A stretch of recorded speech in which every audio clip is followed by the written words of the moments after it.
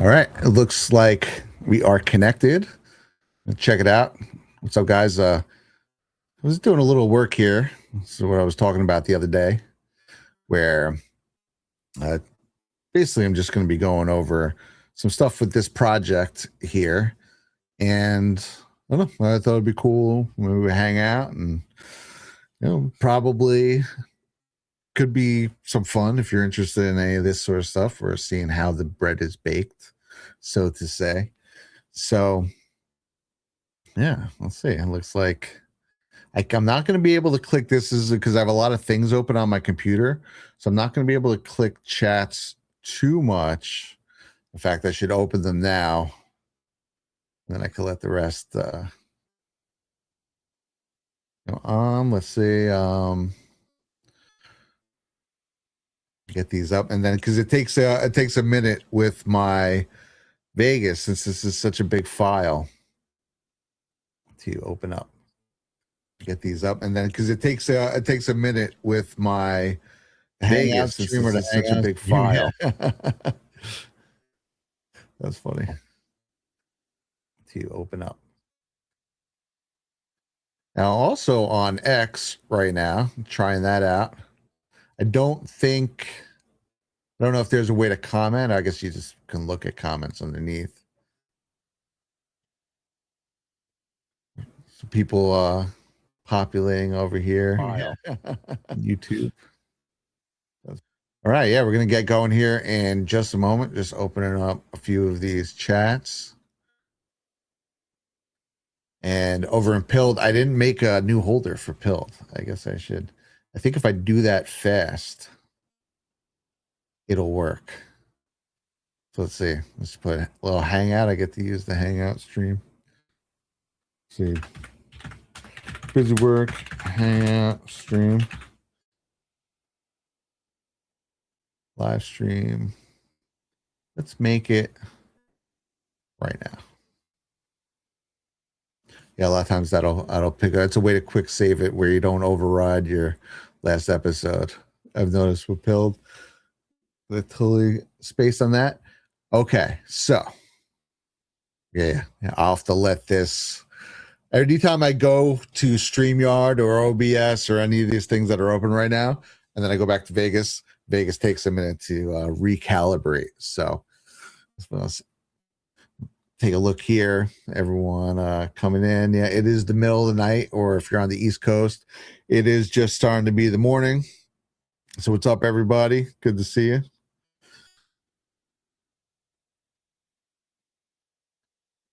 Getting all my ducks in a row here.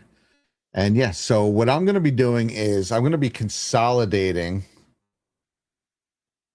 a whole bunch of tracks in this. Let's see, maybe I can. I think what I have to do is.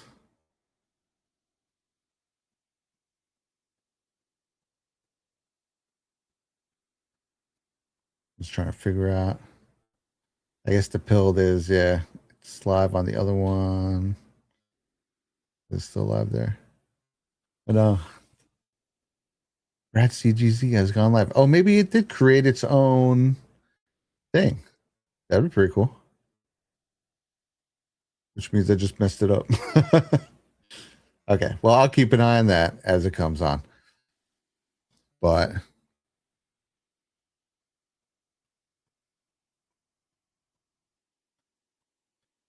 Steven says, dude, I'm from the prison island of Australia. Nice. I always wanted to go to Australia. It always seemed pretty base and awesome. I'm sure the people still are, but man, I understand that you guys have it pretty rough there with the control sector, kind of, not quite England, but I know they get on you guys pretty hard. We saw that during COVID. That sucks. But I mean, hopefully what's been happening in America for this past 10 years does cause a ripple effect over time. That is what a lot of us are hoping for our friends across the seas. Okay, finally, it's open up. Okay, so this is what I'm going to be attempting to do. I'm going to be doing it probably for the next couple of months. But as you see here was this. I've already consolidated a whole bunch. This was at about 246 tracks, going down to about here, about 221. Okay. So it's 221. I'd love to get this down to 100 tracks. This is my Codex 911 documentary. And this is what it looks like right now. And this is just over the course of a long time. So for instance, like this looks like a little bit here. When you open it up, this right here, that's about 20 minutes. Just lots of layers, lots of random motion tracks and everything you can imagine. Yeah, and then there's parts where you can see like the bulk of where I'm working, except for this section right here. So yeah, so I'm just going to start picking away at this and try and get it down in the back. And I started in the back, but I think I'm going to go to the beginning. But I had started, a lot of this is all consolidated right here. And there's still some more.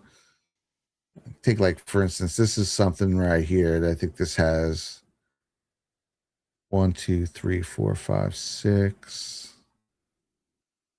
7, 8, 9, 10, 11, 12, 13, 14, 15, 16, 17, 18, 19, 20, 20, about 21 tracks. I don't think there's anything about this. Yeah. So there's 21 things on this screen right now. And I know some have even more than this. And even these, I'm going to try and consolidate these. We won't solve all the world's problems tonight, but I'm going to look to make a dent. So basically, I've been able to get this is most of my narration track right here. And I have been able to get that mostly to one track. There's still some things that are going to have to come down. They're like peppered in the middle of these gaps. Although some of these gaps are just montages. So I do have most of this taken down.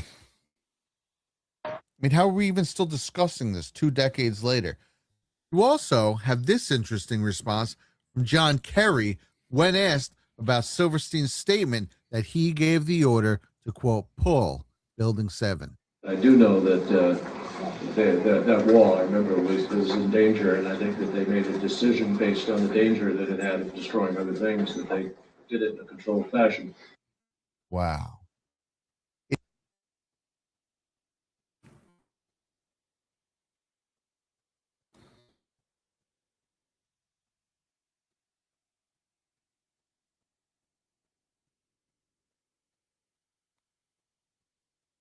Okay.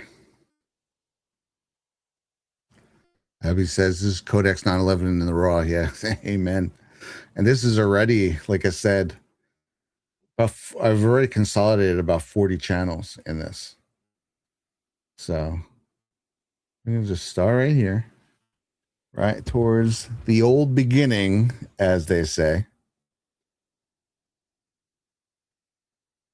And I titled this Busy Work just so, anyone comes, they know what they're getting. So no great breakdowns, but there'll be some random 9/11 stuff throughout, though.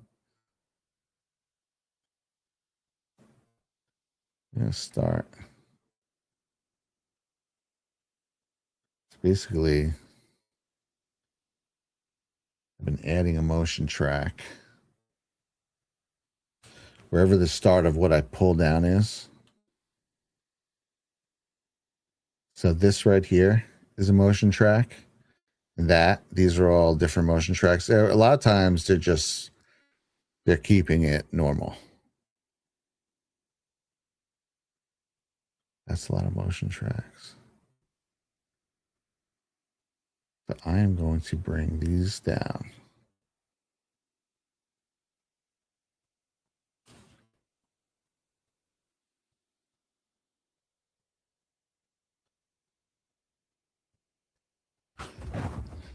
Basically, what I'm looking to do is I'm going to create a director's cut of Codex 911.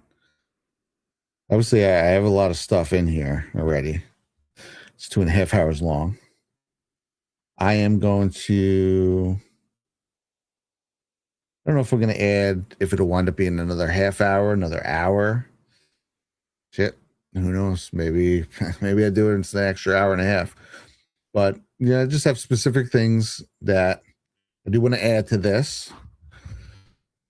And yeah, in order to really, if I really want to do it, right, I'm going to have to take the next couple months and really consolidate this down. So it's just not all over the place. And when I move things, I can shift them all in one direction, one general area. There was things when I was working on this, obviously I was plugging things in here and there, of course. But then there were times when, oh no, where's the orange line? There it is. Okay, so that overlaps that. Oh, maybe these. Okay. That's another thing too is today our fellow citizens, our way of life, our very freedom came up.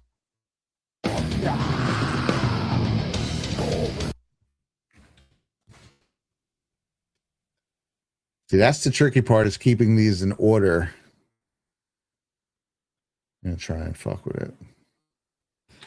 So I might have to play it here and there. Yeah. So that's hopefully that'll be my project this summer, is to start adding some of the things that made the cutting room floor. Now, some of them, they're not all necessarily sussed out either. So some of the things that hit the cutting room floor, like as I was going to each part, I have my initial dig, all my notes from over the years. And, also then, now I want to fully show it. The part of that is regathering all this stuff and going over it, and also fine tuning the dig. So they're also going to have to be fine tuned. Some of these things are notes that I have that, there were things during this where I was so certain that this was a real thing. And then you go and try and find as much sauce as you can, and you come up and say, wow, there's really not that much sauce on that. Maybe I'm going to leave that out. So those things are probably still get left out. And even, unless it's something I am 100% convinced went down. But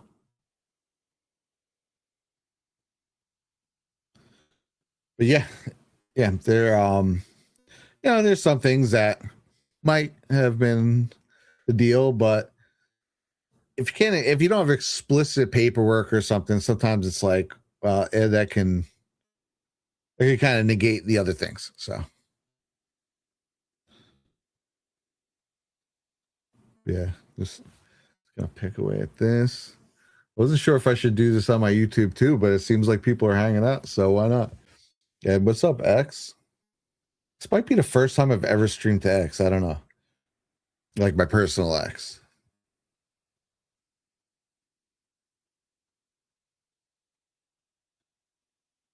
I'm just going to keep this on the second row. That's the thing. Now I have to. So, like, what is this?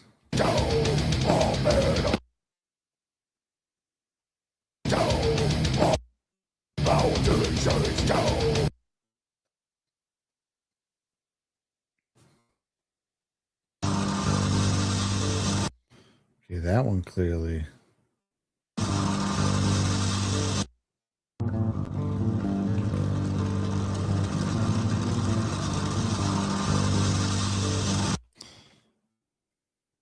Where's that track?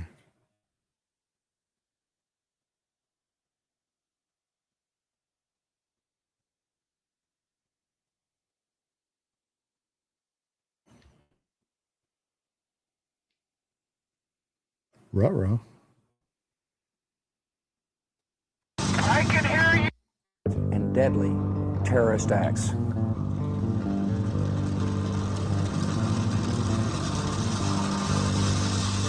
I can hear you. The rest of the world.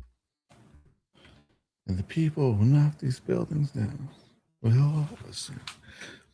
You gotta admit, regardless of heartbreaking things that have come to light, that was always a pretty badass clip there.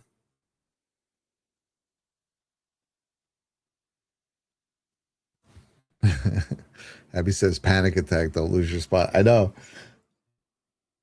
So this is going to be nerve-wracking. There's some things that'll probably wind up messing up the order. Like I see one coming up where I don't remember what was above the other. But it was worth it to have this all in like a nice, neat package. It was, yeah, this is the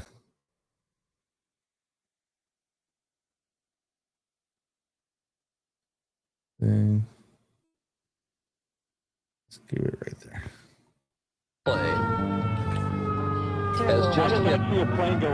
Today, our fellow citizens, our way of life, our very freedom came under attack in a Boheimer series says, of seeing how the deliberate, sauce is made. deadly Yeah. terrorist acts.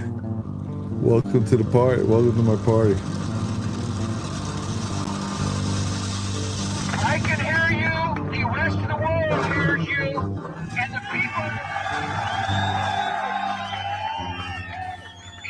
who knock these buildings down will hear all of it.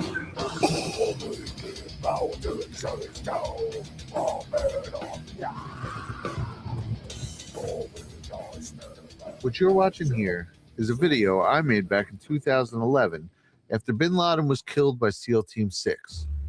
It was a tribute to G.W. Bush and the War on Terror. I once believed, as many others, the official narrative of the attacks that occurred on September 11th, 2001. And here are the things that have forever changed my mind. Where's this track? That's all the way up there, shit.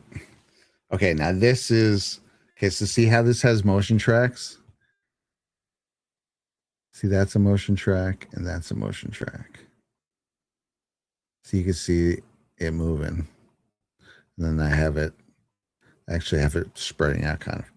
So, for this, you have to remember track 13. Open it up. This I have to open up off screen. So I will copy those 3 motion tracks and move this down.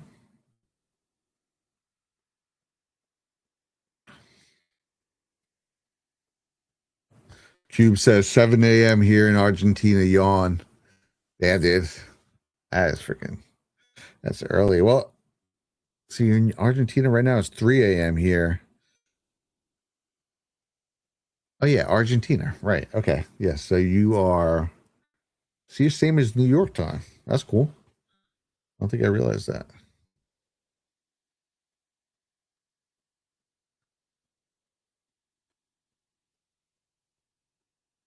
Yeah, you guys are down there. So are you entering winter now, huh? Right? Southern Hemisphere?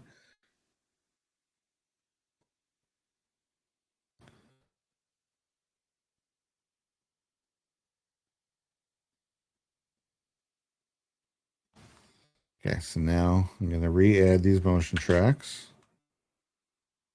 Boom. And just for keeping it neat, I'm going to erase them here. Which I've thought about already is that could mess with things because, see, the next time I use that as track 13 is about 20 minutes in. And I do have a motion track here. So that's good.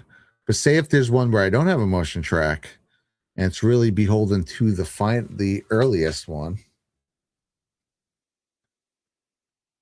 Fohammer says time zones, globe confirmed. That's funny. Globe Earth confirmed. Yeah, I'm going to go out on a limb. Say space is probably real. I know that's a crazy position to take in 2026, but You gotta stand up for what you believe in. Hey, listen, crazier things have come out true. I'm wholly unconvinced on the flat earth stuff. Okay, so where to next? I did notice there is one part in that beginning area. Yeah, so that's these two. Maybe I can bring these two down at the same time. And is this, let me see if this is an odd. Nope, that's a regular motion track. So when I'm doing this, the orange line is your friend. The orange line is basically saying this is exactly where it was from where you started dragging it. Blue lines are lining up with other tracks. Those can be good too for different reasons. But right now, we're looking for orange lines here. Cube says down Argentina, the temps get down to 43 at the coldest low, normally high 50s to 75 during days of winter. Wow. Respect. That's freaking awesome. Although I am a cold weather guy, I have been liking this since I moved to Alaska. We are on two ends of the hemisphere, two ends of the world right now. So I have that there. Ruh-roh. What do I do? What you're watching here is a video. This, I think.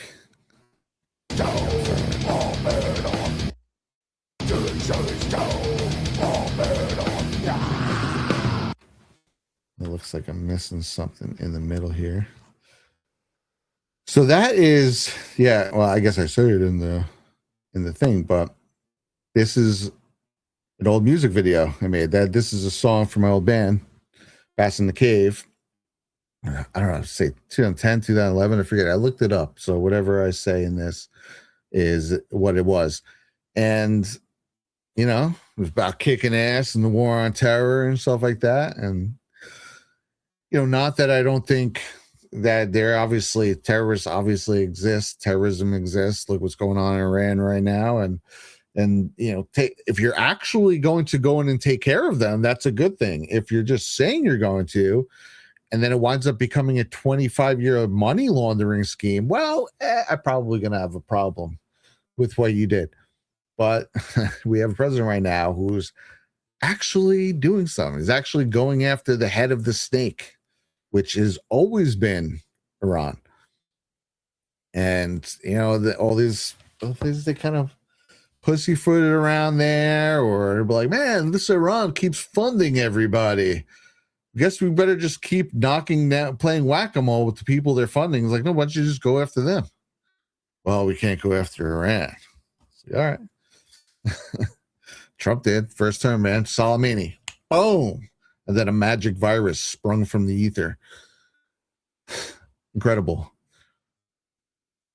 Only 3 months after a totally not suspicious pre-run through drill run by John Hopkins, fucking Bloomberg, the Bill and Melinda Gates Foundation, and the World Economic Forum, and representatives of the CDC, the World Health Organization, and every major medical facility place you could ever imagine participated in this thing. And then COVID hit and they go, we're so unprepared. Why are you unprepared, Donald Trump? It was like, didn't you guys just war game this 3 months ago to be prepared, allegedly? So that's a crock of shit. Totally not suspicious.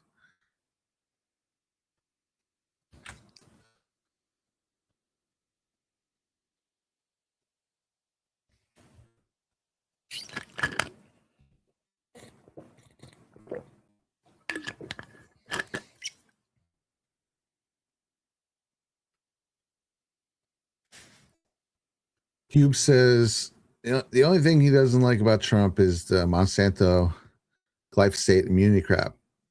Well, that came under Obama. I mean, maybe he hasn't repealed it yet or anything like that. I don't know his position on it. Obviously, he must have a current position on it.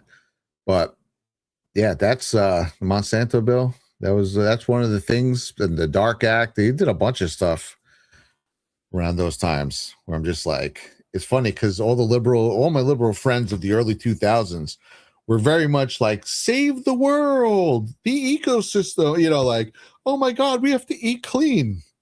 And then Obama came in, was the GMO king of the world. And they were like, duh, of course GMOs are safe. Like, who are you? So we're about to see that transformation in real time. All right, it's track 41. Oh, I hear a Sparky scratching at the door. Sono Tanuro. Sparky, everybody's really excited to see. This is what we call a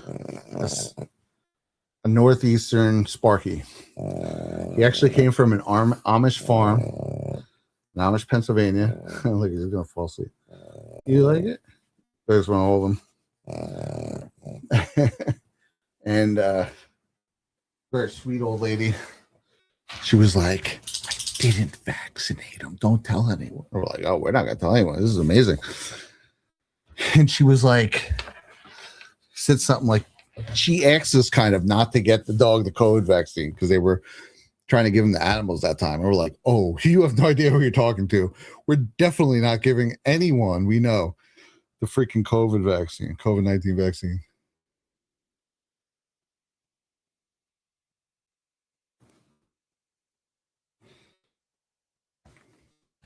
Yeah, Abby and I looked at each other and laughed.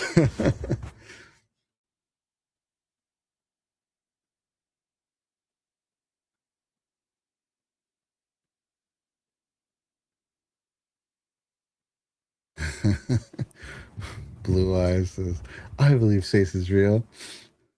I think we all do here, honey. I love the wife, but she does not read sarcasm well. Love you.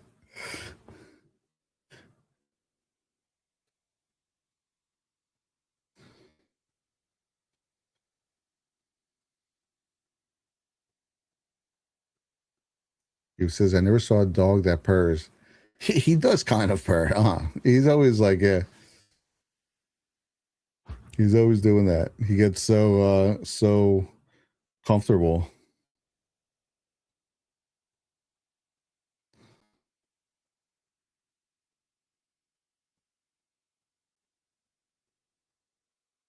Yeah, so I'll bring this down here.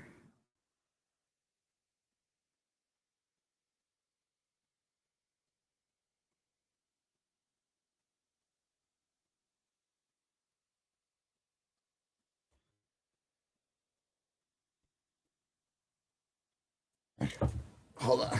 I'll be right back.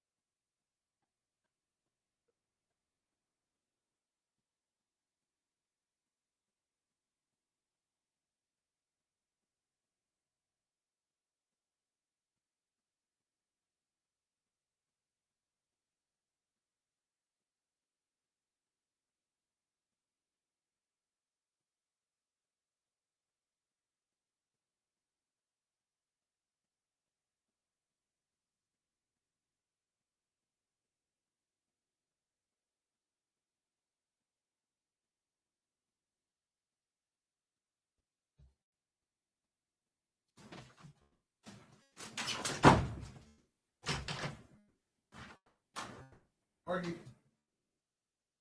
He's such a confused dog. Dave.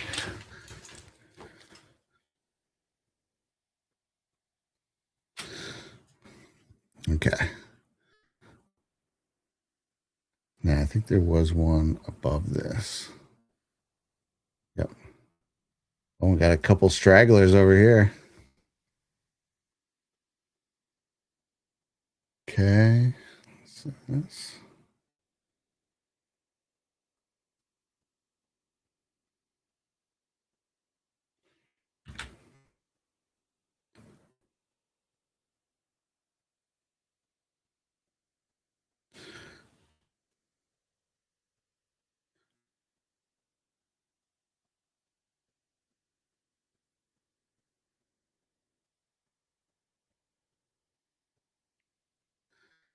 Stephen Rickaby says 9 p.m. at the bottom of Australia. Dude, we're like spanning the spectrum right now. I have to let this pop back up for a second because I touched one of the chats. Yeah. Okay. Okay, there you go. Okay. All right, Sparky. You gotta stay in here, bud.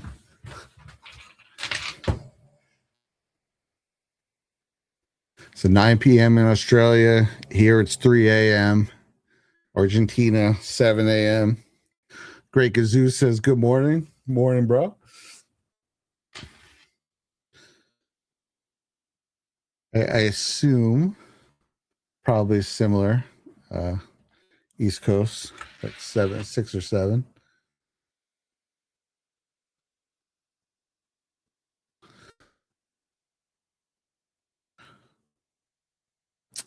And for anyone just joining, this is just some busy work. That'd be cool to come on here and hang out. So I'm going to be doing this anyway. It's kind of like what I was doing with those video game streams. So it's cool just to chill. We go one, we go all. GTG says 6 a.m. here. Okay, we got a little that little central time clocking in right now. Very cool.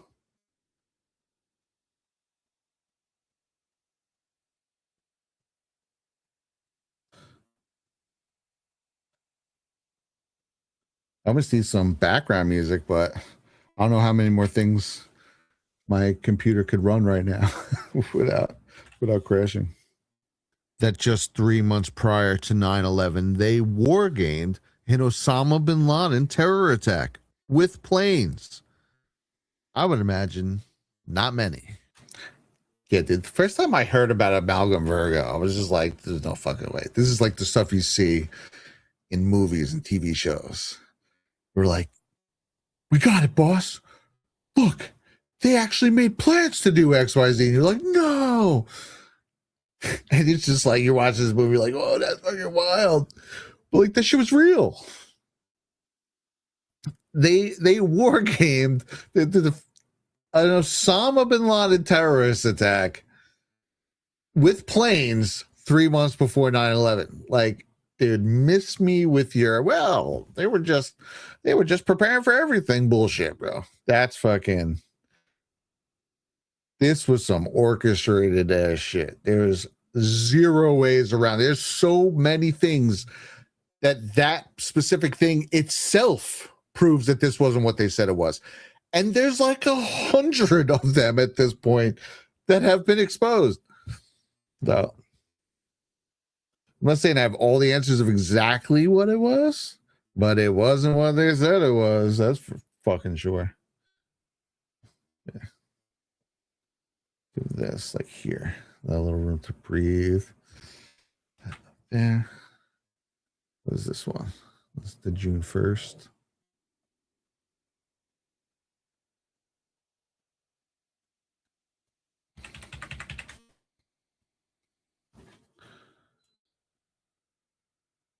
Fullhammer says, congrats on Brad getting reposted by Elon and on. Dude, I know. How freaking insane is that? That's I take that as a pretty awesome stamp of approval because that dude is based and has his finger on the pulse like no other.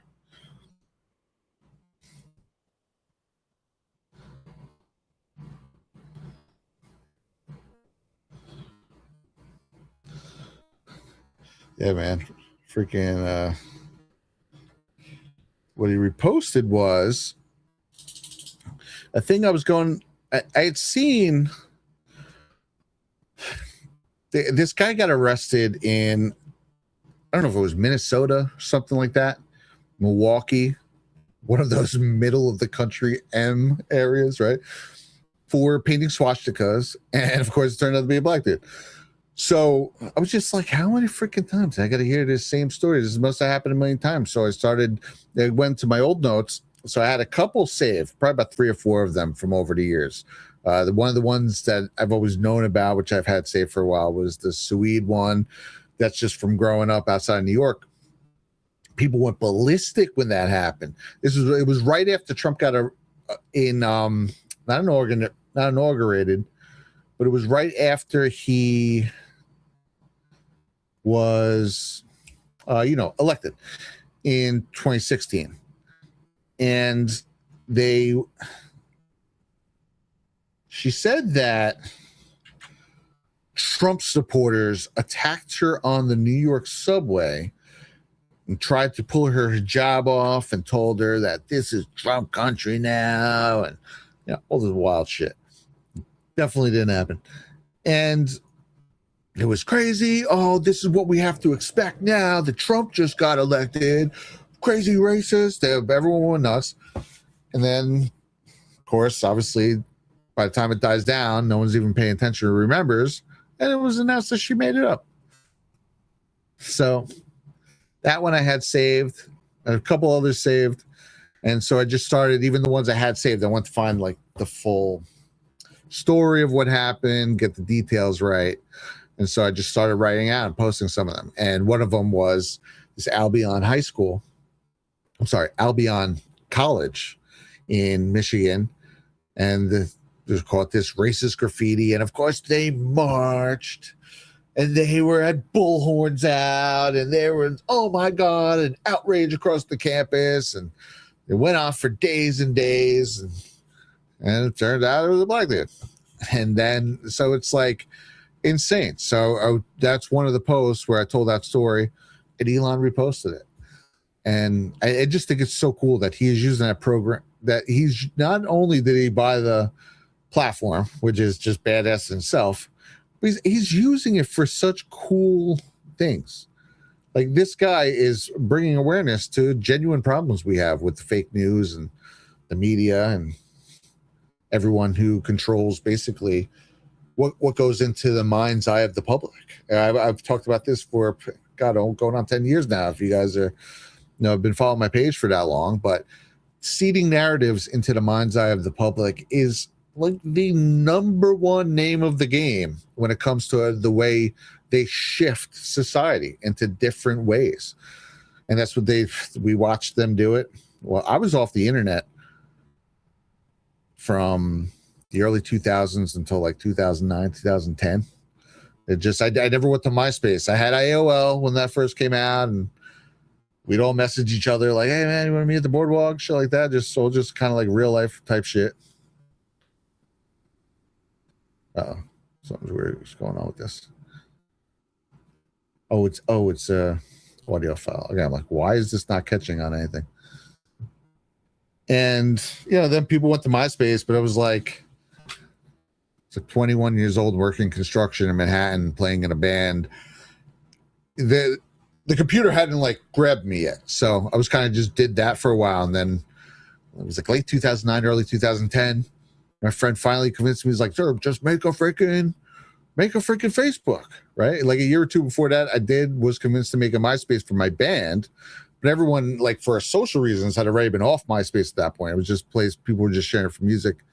So I'm like, all right, my buddy Joko makes me a freaking Facebook, and you go on there, right? And then obviously that first month or so, it's like everyone you've had a 5-second conversation with in your entire life is friending you. It's like, hey, it's Johnny from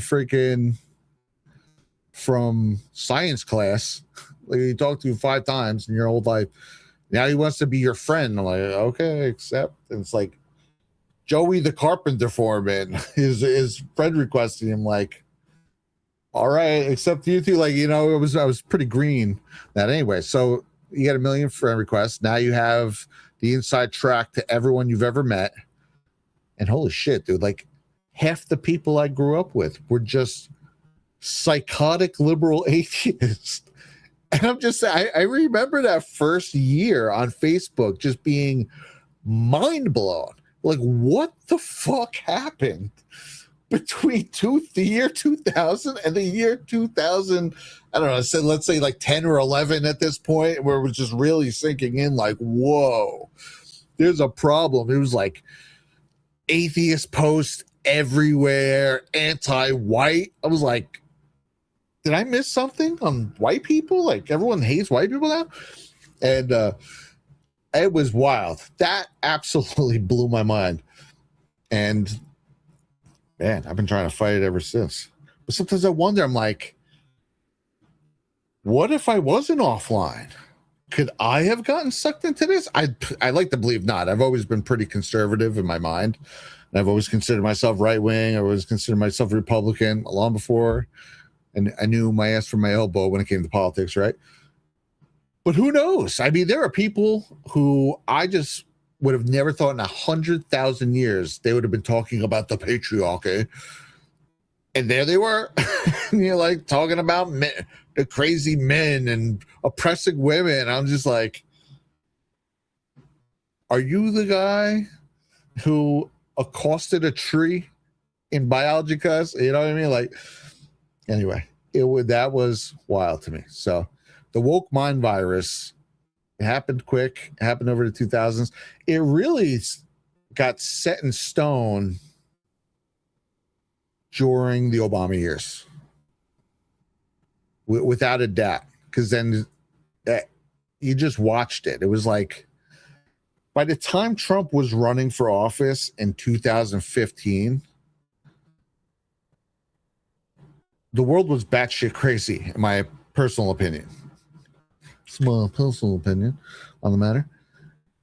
And a lot of us were like, what do you even do? You can't even say nothing online, nothing that wasn't ultra liberal, or you just got attacked by like hyenas. Okay, yeah, see, I affected that track. Let's go a little restore box. There we go. See, I have to make sure I have closeout tracks. So when I add a weird one, because this is the Vision flying airplanes in the buildings. Oh, that looks a little off. Flying airplanes in the buildings. So what's off about it? I think I know. Okay, I need a 3D channel.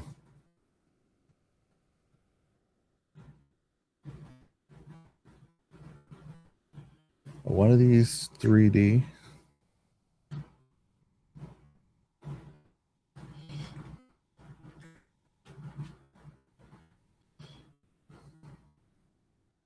And this is why you start adding a million layers. I'm gonna make. I just gotta find a 3D channel because I was setting things up in the back end of this. I don't want to mess them up by turning a regular channel to a 3D channel.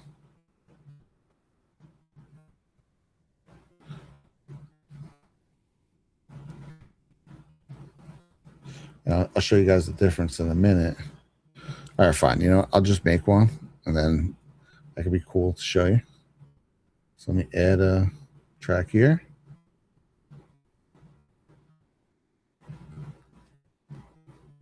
Bring this on.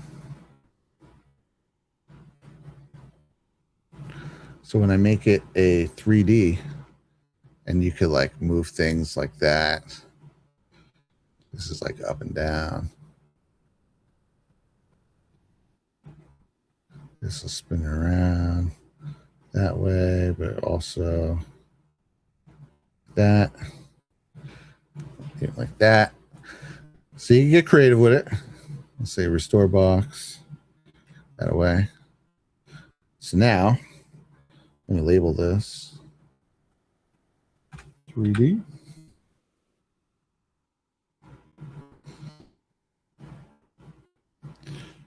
And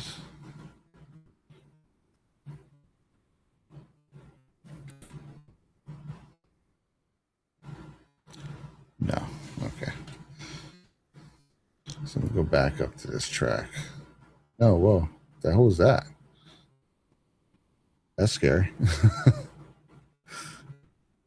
I pressed something I shouldn't have. Okay. And this is, yep, that's 3D track. Okay, so this makes sense. I do talk to myself a lot when I'm video editing, by the way, so Don't get freaked out. Let's put those there. It should work a little better. Flying now. airplanes into buildings. I was pretty proud of that. That took me a couple of days.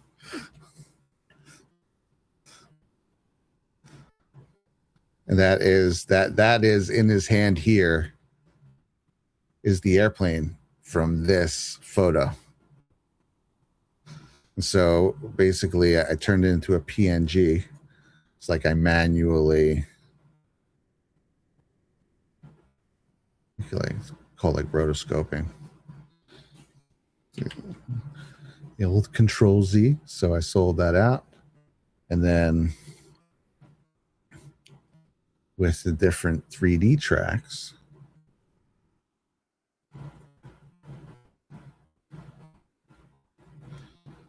I messed with it.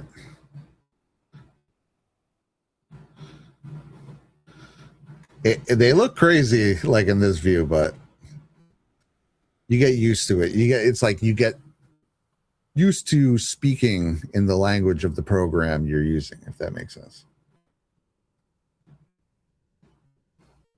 Yeah, we got 52 people watching. That's pretty cool. Should do some busy work on here more often.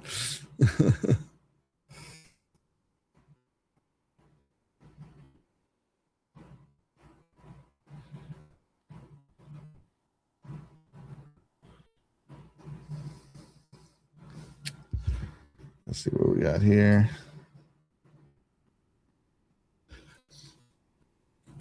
You know what? While we're at it, why don't we talk about a little something called the Chicago State Company?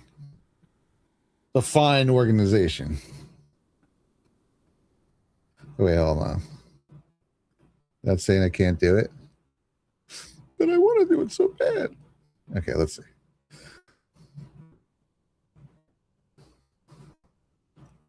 Accept and start. Maybe it'll do it. Today's sponsor is the Chicago Steak Company, and they're giving away 8 free steaks, burgers on every order. Code 8 burgers. Think about the last time you bought burgers at the grocery store. You stood there staring at a wall of plastic wrapped ground beef, trying to figure out which one's going to turn into a hockey puck on the grill.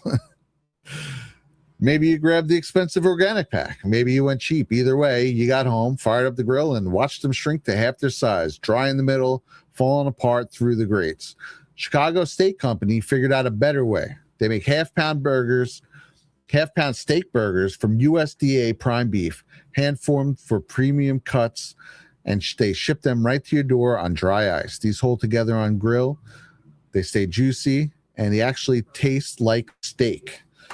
Here's the deal. Spend $189 or more on any steaks you want and use code 8burgers, and they add 8 free steak burgers plus a bottle of steak seasoning plus free shipping to your order. That's $200 in free extras on top of whatever you ordered. 15,000 5-star reviews. Wow. These people know what they're doing. So go to mychicagosteak.com/rumble, code 8burgers, link in the description, and get them before they're gone. Yeah. And I was trying to turn off my air conditioner, which turned on my TV.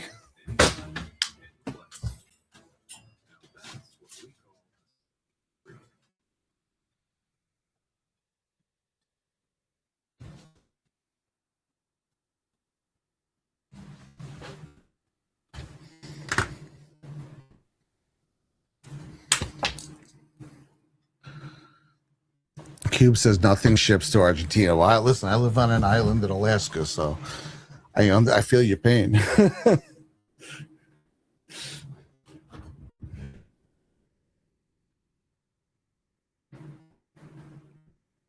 Okay. Now I have to wait for this to reload. Is that every time I go to a different thing? In fact, let me do this first. Did I ever connect on Pilled? Don't think so.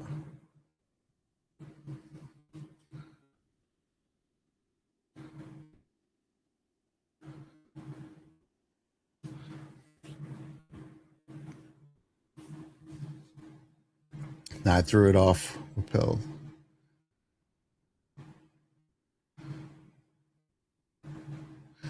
Okay. So I'm on the one thing doing this with the Rumble. I don't know if I can adjust that. Maybe I can. Let's give it the old college try, shall we? Go Rumble Studio. Edits. I'm going to turn pilled off.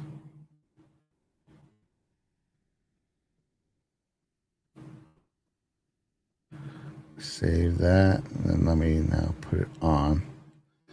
See if it reconnects. Yeah, because I love me some pilled, so we gotta bring everyone to the party. I'll just keep this on here. See if that works.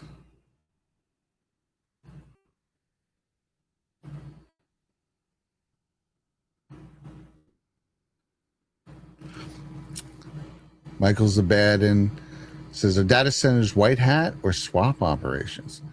Yeah, I'm tending to think a lot of them are white hat operations at the moment.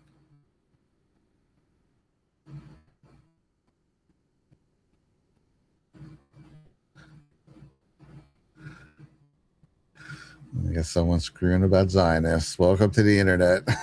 you can't even do like a random Hangout stream without someone being like, the Jews! Like, relax. Fucking Jesus Christ.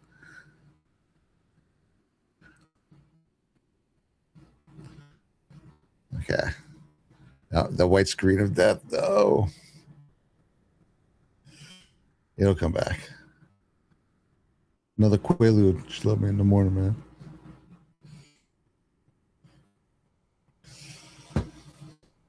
This is what happens when you have 45 things open right now on the computer.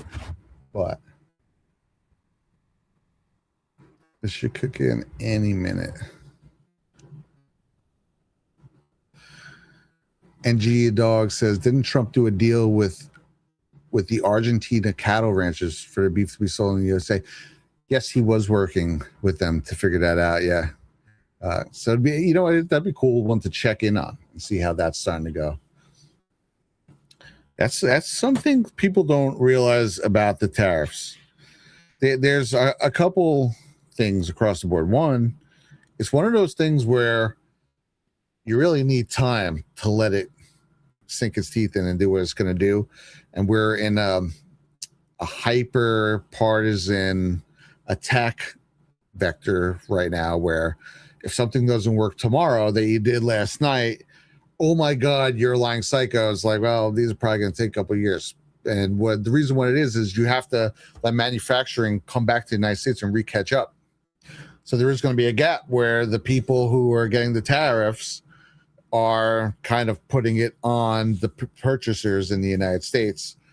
Eventually, when there are more people selling from the United States to fill those gaps, like what is the intent, those people are either going to have to eat those tariffs themselves or they're not going to be able to sell here. And so that, it's a win-win either way. And, that'll happen eventually. And it's going to be huge, man. They're trying to do it as a way to do away with income tax. Like the fact that people don't understand that. And if I know it here, but I'm saying it's obviously on the left, they're very anti anything they're told to be anti. But the other thing is it gives Trump immense bargaining power on the world stage, like crazy, between tariffs and then the foreign aid, which he's trying to cut out a lot. It's a crazy bargaining tool. So it'll also benefit us there.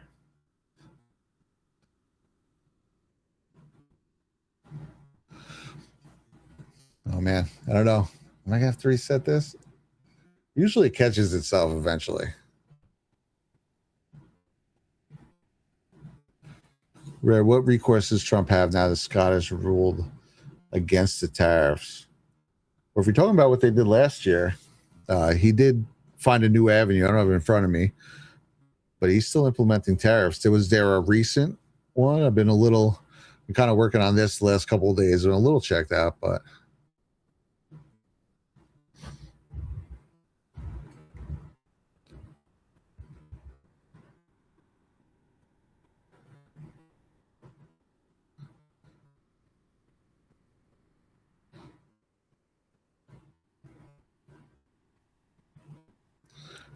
there's a guy in the YouTube chat who really does not like Tommy Robinson.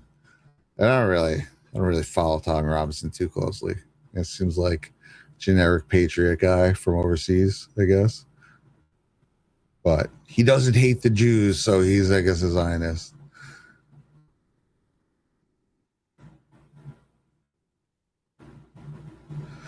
Robeck says tariffs are the key to repealing the income tax. Absolutely. I very much, I mean, they've pretty much stated that. So it's not like, oh, that's my guess too. But I very much feel that way. Yeah, it does seem to be accurate.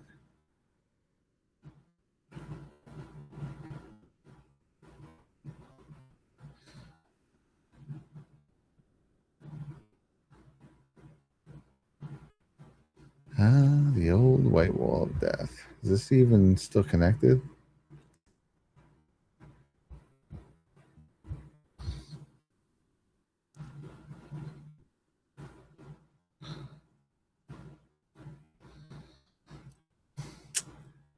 I might have to reset this. Yeah, let me see.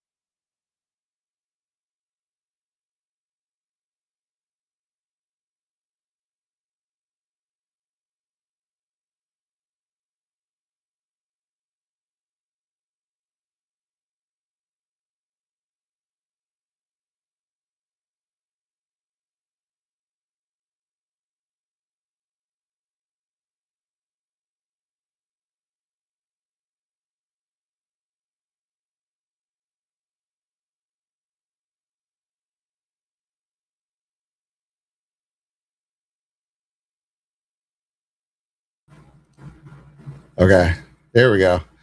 Kicked me out. This is still probably in the process of being kicked out, and then it kicked me out on StreamYard. Let's put that up as a little advertisement while I get figure this out.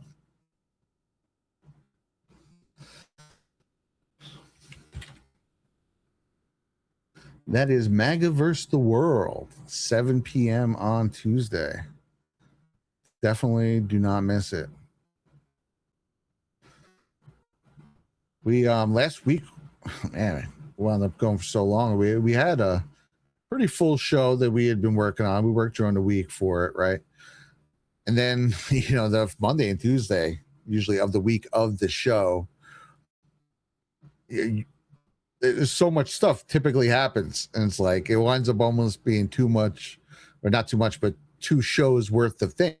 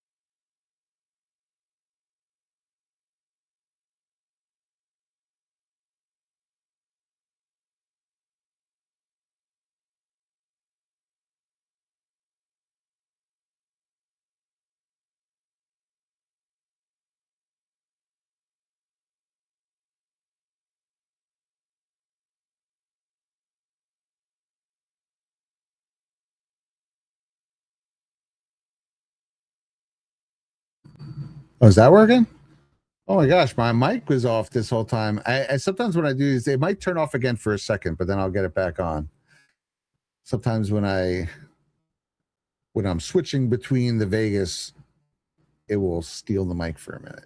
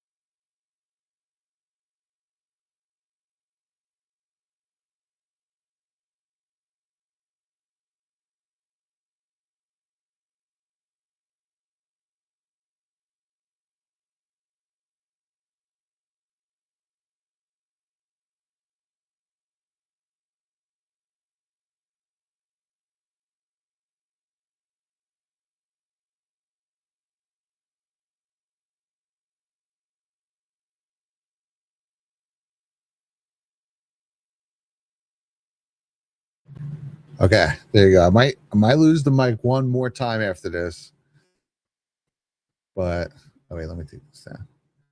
There we go. Okay, I don't know. Okay, yeah, I might not lose the mic. I might lose it. I'm gonna do one more maneuver. Cube's asking what you're running.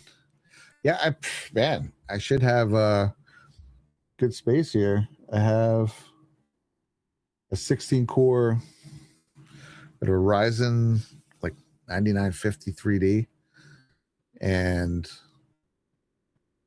a an RTX 5080.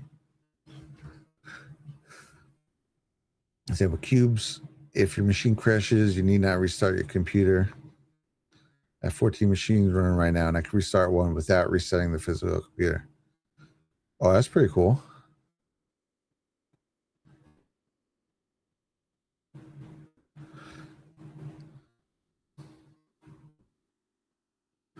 Okay, let's see. All right, I might lose just for another minute or two, but I'm going to see if I can get this going again.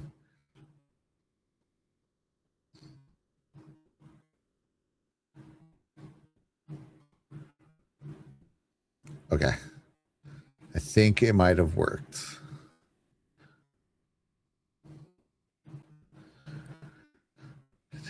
Dave D57 says, I heard you say a director's cut of Codex. Other than that, do you have any other projects in the work? I have one, and this will be separate of Codex 911 because I'm going to try to keep a debunk separate. But I've been doing kind of like a forensic deep dive into the no planes theory, and just, I mean, I'm pretty convinced there's planes on 9/11. So I've been kind of just making my case with that, and I have that probably at 3/4 done. So that's another project I've been working on. As far as other big projects like this, I have lots of stuff. I have something I just came across today. I was making a post about Trump hoaxes and even just Patriot hoaxes that I've gone through, and I've had it written out to make that into a video almost a little bit like the Second American Revolution ish, but where it came from my Vegas speech that I made in 2021. And then obviously there's lots to add since then, but about that, but just about all the different hoaxes that they've done and really debunking each one by one. And I've had that written out probably about 50% since 2022 ish is when I was like, hey, I should turn this speech into a video. And I just ran into that earlier today when I was making a post on X about hoaxes and stuff. So maybe that'll be my next project, because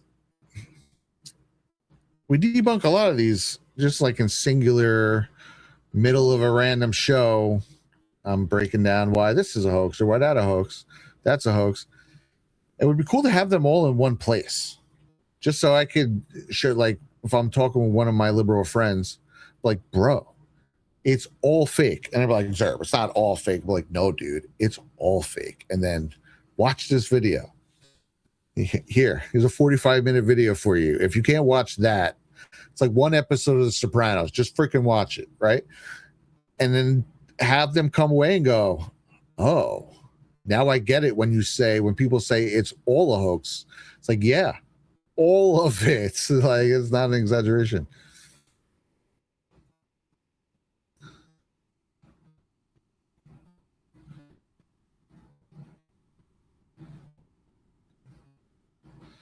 Okay, these are the different layered captions.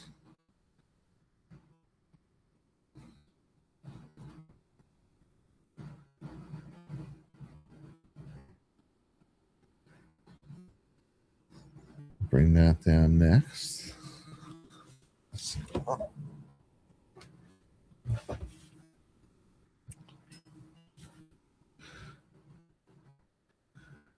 So Cube says his computer is a dual Xeon, 380 gigs of DDR5. Wow, that's amazing.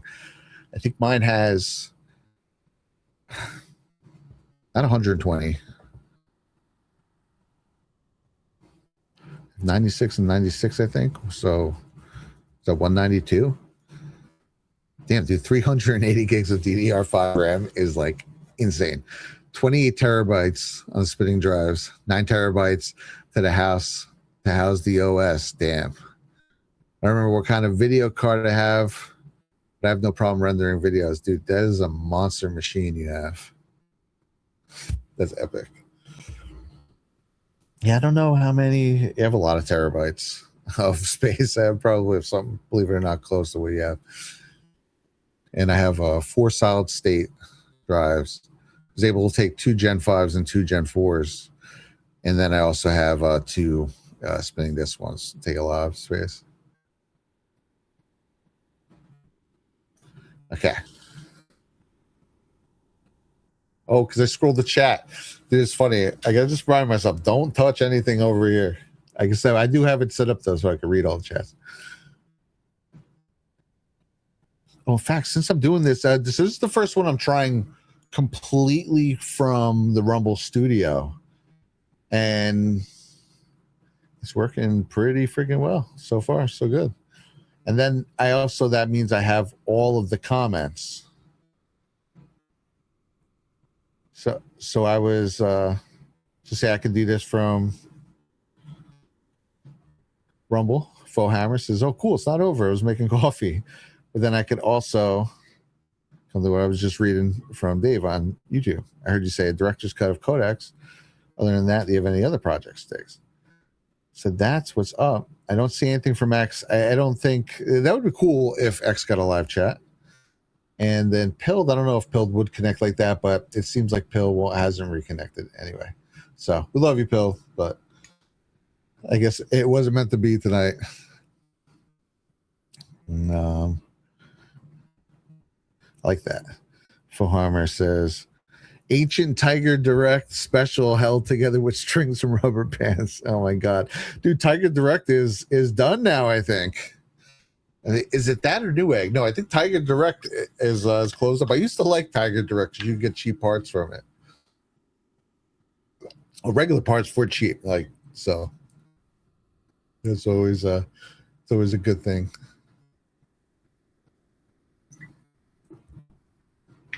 Cube says I got it before the RAM prices went up. I can recoup the cost of my computer if I sold half my RAM. Oh man, I can imagine. I have a little leftover RAM too. It's like you upgrade it. What do you do with the other one? Fohammer says, oh, I know. RIP Tiger Direct. Sad day.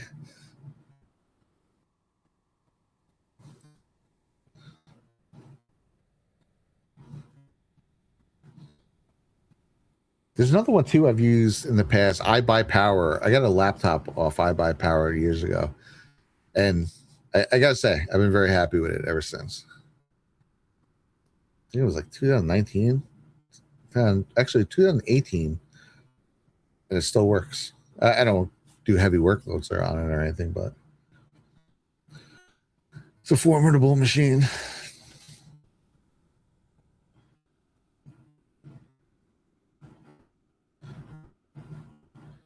Yeah. Now this one had, okay, yeah, these all have motion tracks.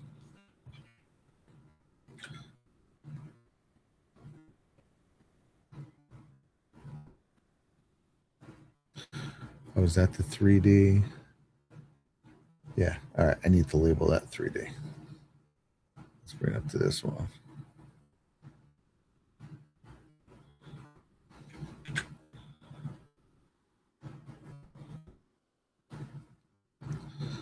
This one, rename 3D.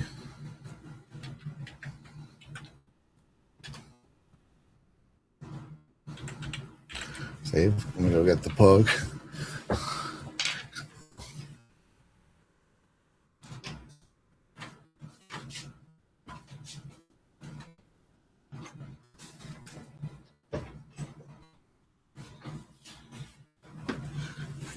I swear I heard the dog. Lone Wolf Sage says, it would be great if you went back and did old Q posts in time to recent events. You know, we do that on Magaverse the World. And not all the time, not everything, right? I feel like my general take on all of that is, yeah, I definitely think they're trying to hit deltas for stuff, of course, because it's like fun where you have this list of things you're trying to do, right? And as you're crossing them off, we're like, oh, you know, is there a delta close? Obviously, you'd look for one. I'm like, all right, we're going to announce that one on Thursday. But for the most part, you know, they pretty much laid out what they were doing with the drops. And I don't think they're all going to hit on the exact day. But as they're hitting, it's like, hey, they did talk about that even in Iran right now. The main story with the drops in Iran was uranium and uranium one deal. And the idea that uranium was siphoned to Iran, and it's a problem, how they wanted to make the enemy, basically the bad guy, right? It was always, Iran's going to nuke us in 2 weeks, and they're going to have a nuke in 2 weeks, and North Korea's going to have a nuke in 2 weeks, right? They were going from the 90s. Well, during the Obama administration, they started funneling those two countries freaking uranium, and clearly they were trying to make the bad guy real, and or at least give them those real capabilities. And that's messed up. They wrote about that in the Q drops. And guess what? We're in Iran right now, ending their nuclear facilities and looking for uranium and decapitating the Ayatollah Khomeini's terror regime, which is something Trump directly mentioned when he was running in 2016, several speeches. So, yeah, it would say like, oh, you know, not like a fortune teller when we were like, hey, how did you know any of that was going to happen? It's like, oh, they kind of told us. You know, they didn't necessarily say it was going to come to war. I believe my heart of hearts, they wish it could have went down more like it went down with Kim Jong-un, where he was just like, we're cool, man. Pretty much how that went down. And, you know, Iran, he tried. Trump tried to negotiate with them during his first term, especially towards the end. He said they were close after Soleimani hit. Obviously, COVID changed everything, or else they probably would have, I think, made a deal by the end of that first term. And then he tried for the whole time he was in here to make a deal. They won't make a deal. So now it's this. But they were very heavily implied that North Korea and Iran were not being run by who they said they were being run by, and that they were being run by the deep state. And here we are. So That's why another reason too, some people, it's interesting. I don't, they don't seem to understand Iran, what's going on. Or the fact that they're just so like blindly anti it right out of the gate. And it's the Iraq war right after the gate. Like, trust me, like, dude, you guys see this right here? I have studied the fucking Iraq and Iran and Afghanistan war, okay? And even now, the Afghanistan war, trust me, I know about it.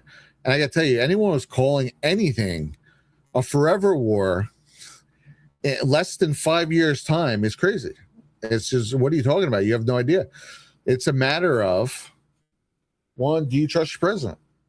The time of the Iraq and Afghanistan war, I actually did trust Bush.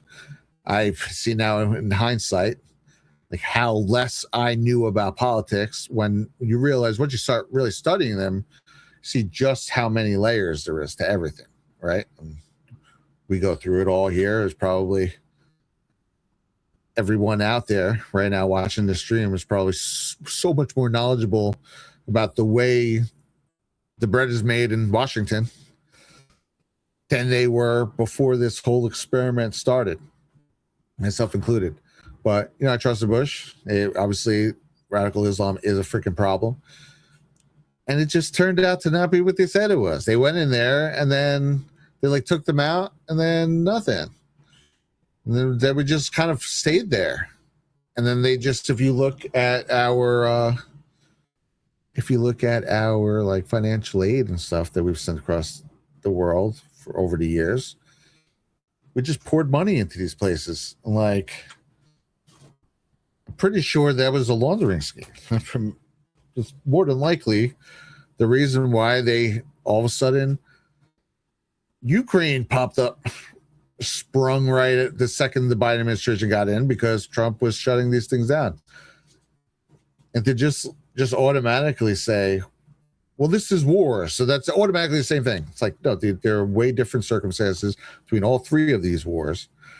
And also, too, is, Donald Trump is someone who's proven to be over and over and over again that he's careful about the way he uses our military, and that his decisions, no matter how misunderstood whenever he does things, gosh, it must be 100 times already, where you come out the other end of it and you go, whoa, I get it. Okay.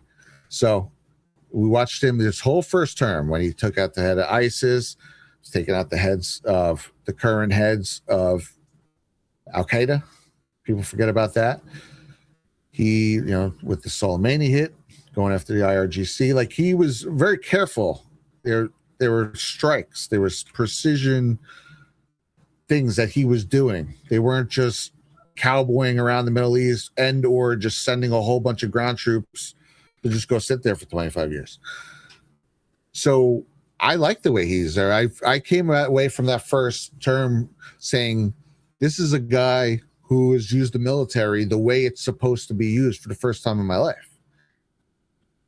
So yes, if he's telling me we got to go into this place, I am absolutely, he's the president. So I will definitely give him the benefit of the doubt and trust him on this. Now, if it comes up years from now where we're just still there and it's this bloated mess that went nowhere, holy crap, obviously I will judge it differently. But this is something you cannot see in real time at all. You have to, if you have someone you trust, you have to just go with that. That's what we have right now. We also have where they laid out everything that they perceive to be problems in this world to us through the Q drops. And one of them that was mentioned early and often was Iran and uranium, and then the Iran nuclear deal, the disastrous Iran nuclear deal. So that's another thing too, where it's like, well, obviously this is lining up with something we were very much made aware of needed to happen or was a problem. So I also find that calming in the whole ordeal, but we will see what happens. One thing I've also noticed too is, since they've gone there, if you watch, there is a lot more chest puffing out and they're talking a much bigger game, and it seems like a lot of other people are really capitulating around all of a sudden. And hey, we all want to talk and make deals, and that's all right after they captured Maduro and went to Iran. So, are these some of the final?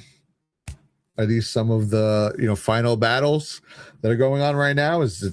Are these some of the final pieces being removed from the deep state chessboard? Because they're sure acting pretty freaking confident right now. And Trump's basically Q posting at this point. So something has happened. And I don't know. It seems to be going good.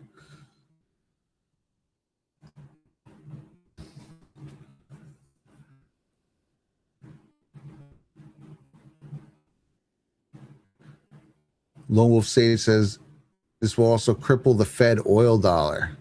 Oh, now that's a thought. Or take it over, recapture it. 3,000-year war ends. Trump has said this probably 4 times that I've seen.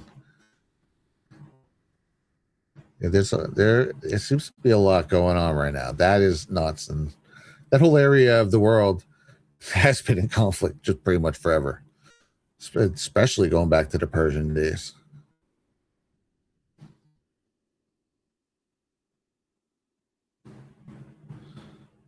Give this the track to breathe. Is this the date track? See, I still don't know if should I make some of these generic, like a generic date track? Let's go back here. This is one of the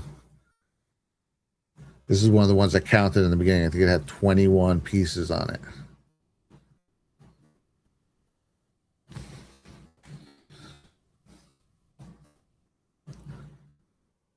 Let's go back here.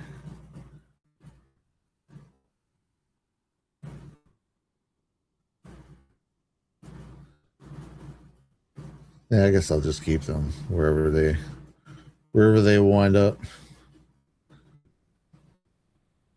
Okay, good.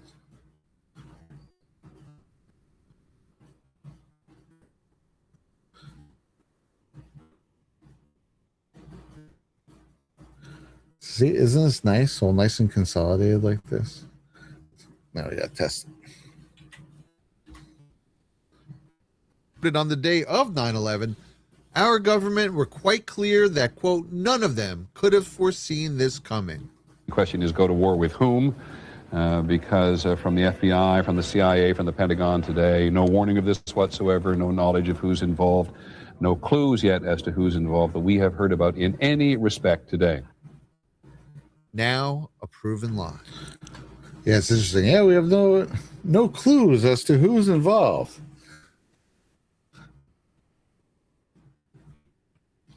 Dave says the Uranium One scandal was going on the same time as Bundy Ranch and Malheur County's ranch standoffs. Looking to the land and both sit on uranium mines. Isn't that fucking something? Yep. That is not shocking in the slightest bit.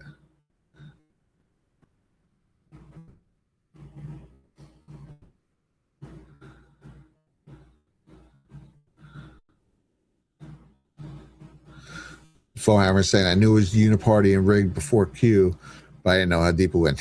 Dude, that's kind of how I felt. I very least knew about Soros and some of those things. Oh man, dude, that swamp is freaking deep. You know what I feel like too? I wonder if you had the same experience where it's like pieces of it. And you're like, oh, it's it's the crown, or it's the Vatican, or it's this. And they were always at odds, like, man, which one is it really? But it kind of going through this whole experience with all you guys, you kind of start to realize, like, well, it's kind of all of them. And they do have different avenues that they tackle or take care of. They don't all necessarily love each other, but when it comes to it, they definitely work together. They are not at odds with each other. And yeah, that forms like Voltron, the freaking deep state.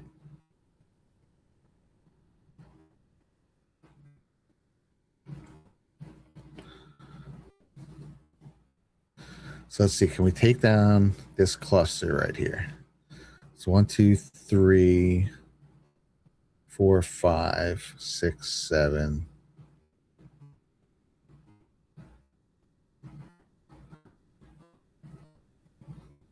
8, 9, 10 lines. You probably consolidate some of these.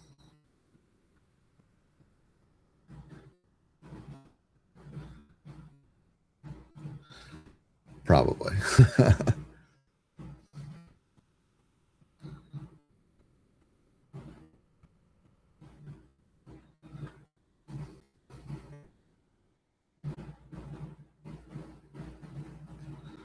You download not live on Foxhole? Yeah, I started to go live on Foxhole, and then I messed it up and tried to make another thing, and I tried to reset it on my end here and restart it, and it just won't start. So, yeah, just here right now.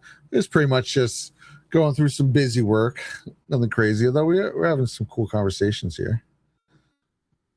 See if those line up. But those could mesh too. But basically, what I'm doing here is I'm consolidating a lot of these tracks for Codex 911. So over the summer, I'll be able to start working on a director's cut. So I think it would be pretty freaking fun to do.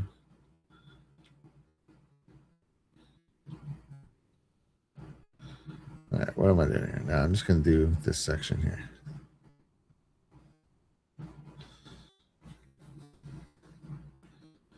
Okay, I'm on track 46. Wait. I don't know what happened.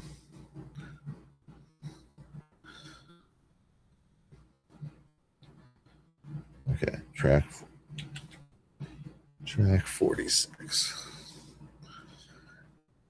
It's always nerve-wracking when I take down a new bunch.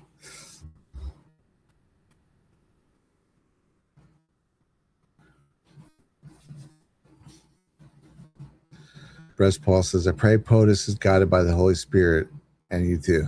I appreciate that. I feel like I am. I try to follow God's lead wherever it's obvious enough. Cubes is saying, anyone see The Beekeeper yet? No, but Abby keeps telling me she wants to watch it.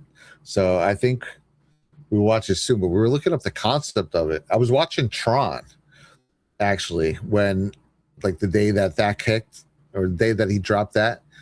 I didn't even know there was a movie, The Beekeeper. So he was like, dude, you know what The Beekeeper's about? And he's going, and he was, I forget what he said. Went into a little bit, and I think Abby was looking it up too, and it said something like, that's the guy, man. That's like the freaking guy of all guys. Like, what would you say? Like politically, like power wise. And yeah, man, it sure feels like we got some beekeeper action going on right now. And then Trump, it was like right at that time, they were showing off the White House, like the honey or whatever. And then Prince Charles or King Charles was there. So was that him telling him like, yo, man, I'm the beekeeper now, bro. Fucking relax, King. And I'm telling you, you watch. There is a definite change. And I guess the only way I can say is like the cockiness that I've been seeing. Like Trump is talking a lot more like real construction Trump. And I love it. And it's just like this all happened after it's like they took us out of the UN, all those other programs, and captured Maduro, started blowing the narco terrorists out of the water. Again, went into Iran, started decapitating their nuclear facilities, capabilities, and all of a sudden it's like, sup, bitch? So I do feel like, again, we were told by the drops that these were big players there. So maybe there's some of the final big players, deep state players, are being taken off the board. They could be changing the fucking game more than we realize at the moment.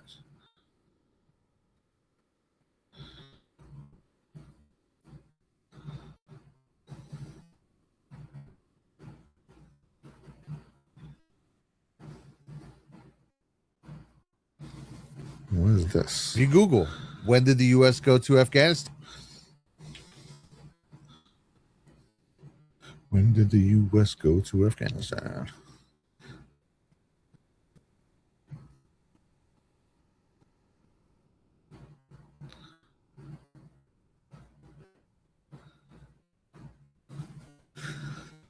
Abby says, I love how at his core he is a builder. Yes, dude, Trump very much is. That's why I love what he's doing with the arch and the ball house. The ball house, the ballroom. It's the way we store the balls.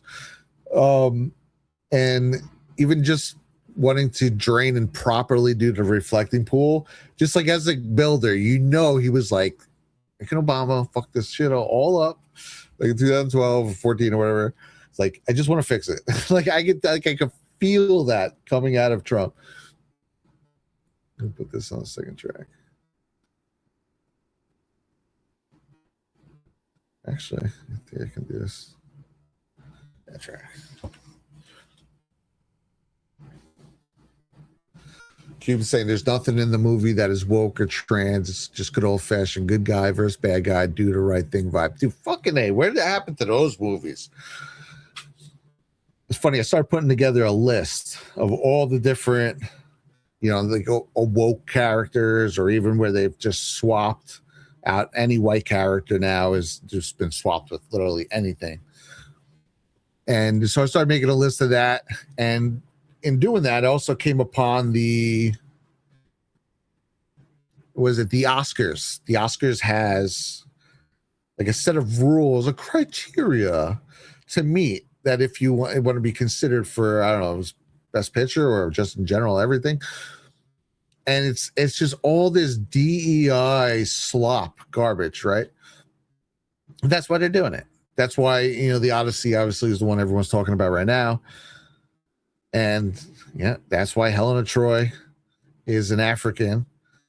It's like, it just simply wasn't like that. You're taking people out of the movie, right? Especially that, I guess it's not like explicitly historical, but it's one of the most famous old poems by Homer, that and the Iliad.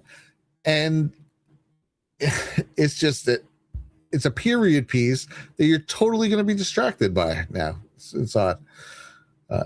Ellen Page is going to be in it. People think she's going to be Achilles, but it's not really announced what she's going to play yet, I don't think. But either way, it's just like, come on, dude. What did I do?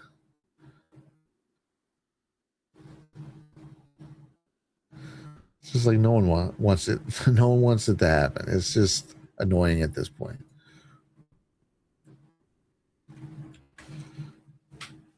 But I don't know. I guess from her point of view, right? She's like, hey, dude, I want to be a dude now. I want to play dude roles. So why can't I?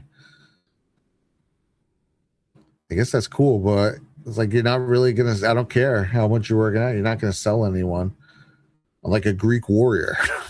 Like it's just not the roles people you should be cast for.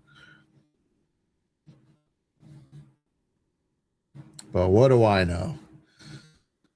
I'm just a guy who's seen too many movies. I'm just a grumpy old conservative. Get with the times, man. R.I.P. my Star Wars. Yeah, dude. I want to friggin'. I was talking with Zach today.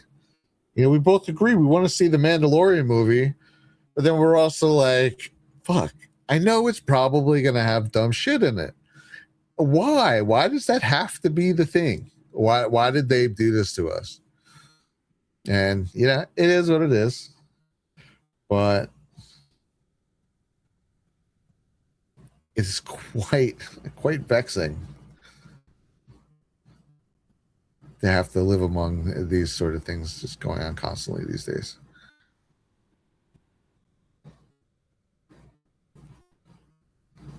It's vexatious, if you will. Okay. Let's make sure I got my motion tracks here.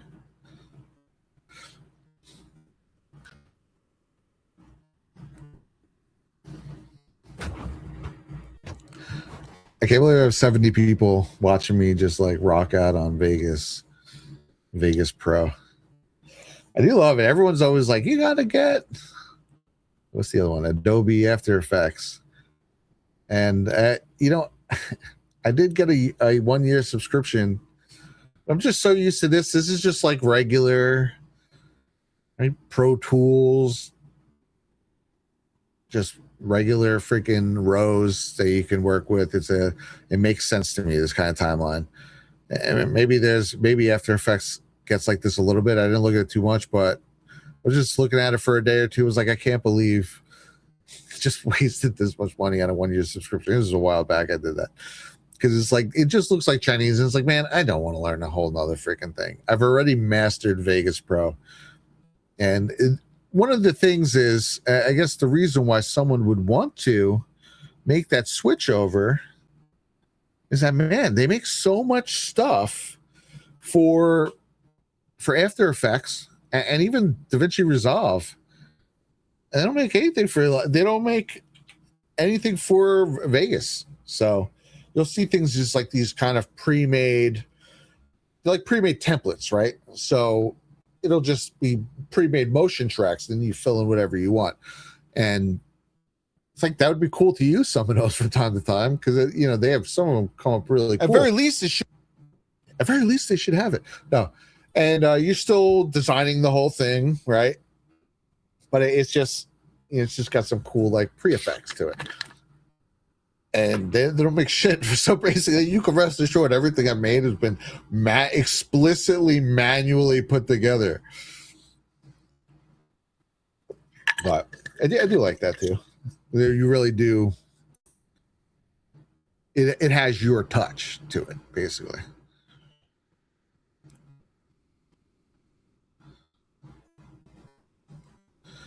And I didn't look. Shit, I forgot to look at what track those were all on. I only brought down this many, right? That's where it is. I blame chat. You guys made me talk to you. It's definitely not my fault. Oh, here it is. Okay.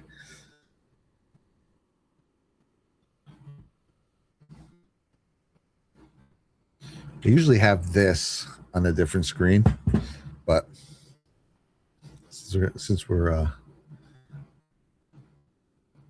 streaming here, kind of cool to add to the experience, right?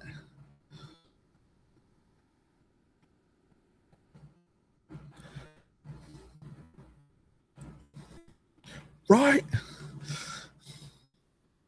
As Vincent from Godfather 3 would say.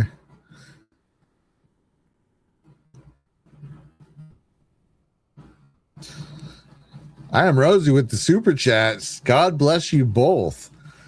Rock and roll. God bless you, Rosie. Good morning. Or maybe late night, although I assume it's probably Monday morning for you.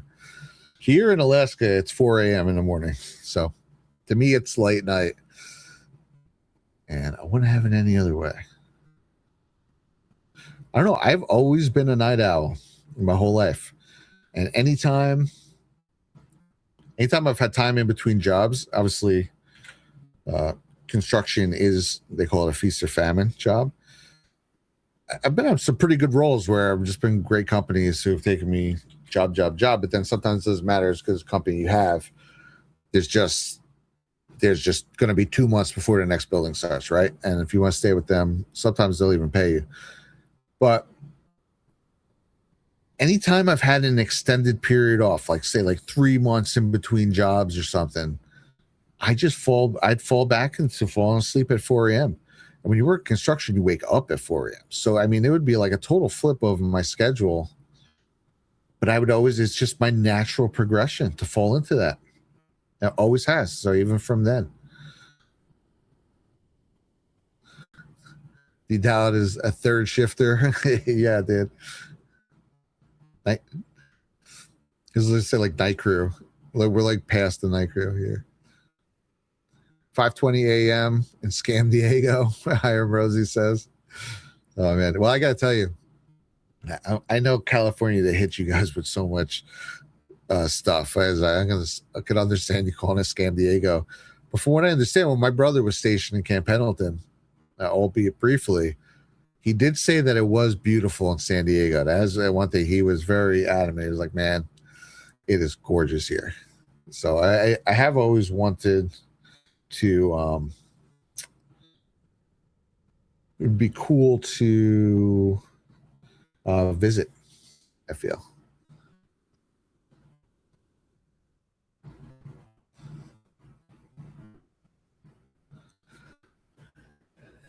Cube says they work nights at O'Hare. Oh, in Chicago. Right on. That must have been interesting. So there's nothing weirder than, oh shit, here we go. The thing's bugging out. Then walking through an airport like 4 a.m. in the morning.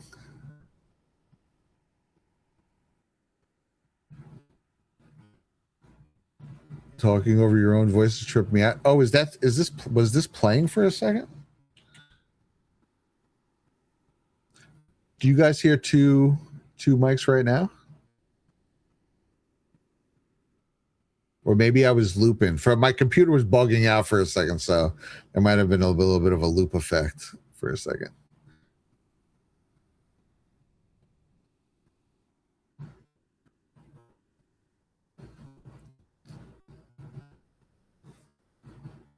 Mark Cassidy says 4 a.m. up working. Been up all night or early riser. Yeah. Here up all night. But I was up late last 2 nights. So I actually woke up pretty late today. That's my excuse.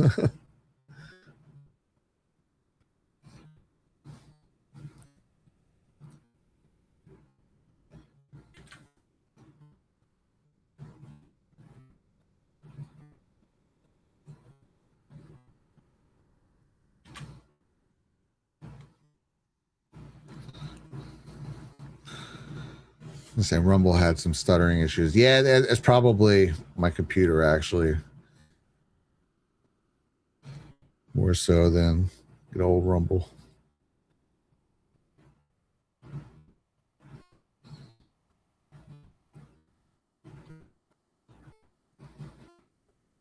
Okay, yeah, I took those two.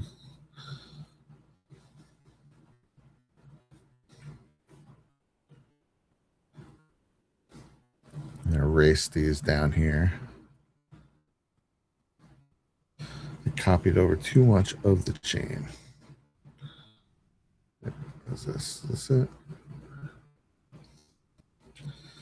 I do Control Z. Whenever like I slip and I'm not sure if I hit the right thing or not. You always count on Control Z.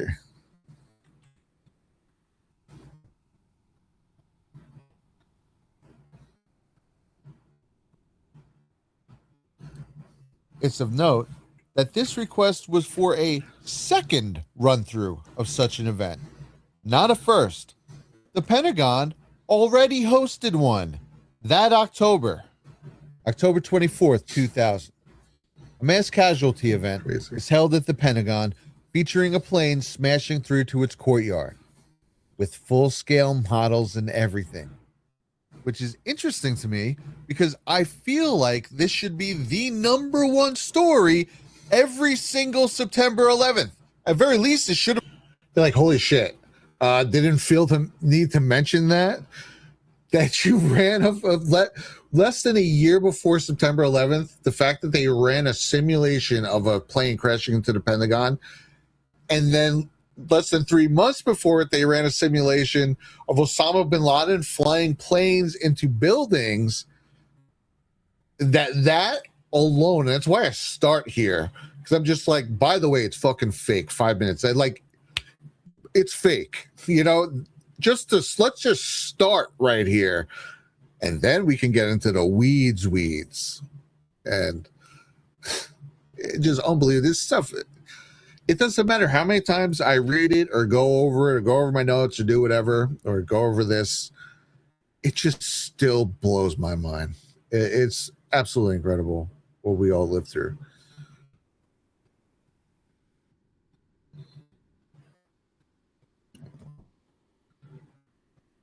Serve that there.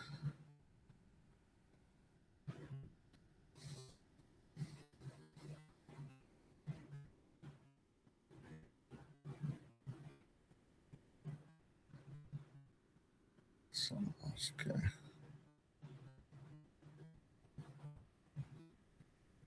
Okay, so now we're up to these.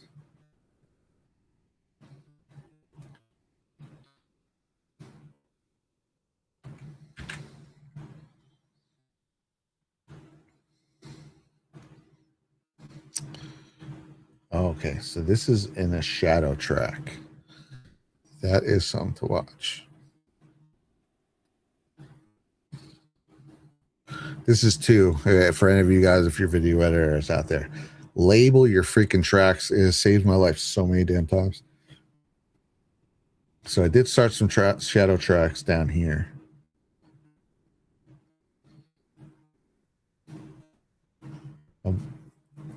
What that is, although what I'm seeing here. Oh, wait, yeah. No, never mind. I know what this is. Okay.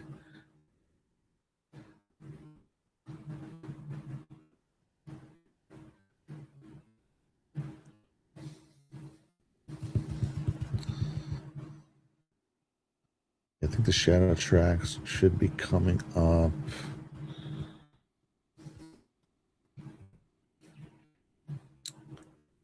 This thing? There we go. Shadow 1, 200.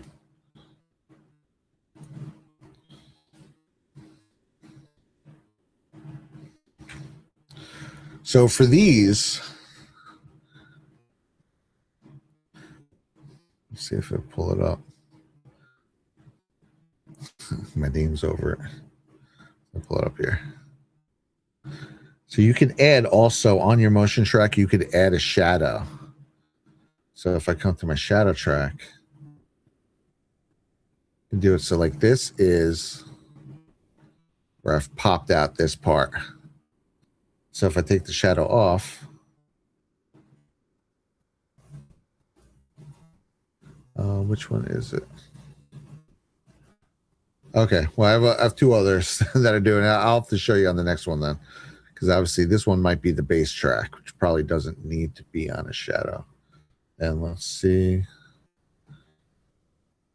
Yes, this is the bass track. Okay. So actually this can just go all the way down here then.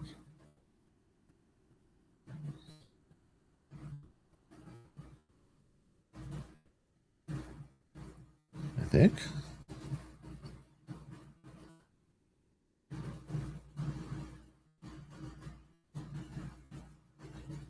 Oh, okay. I have some things overlapping.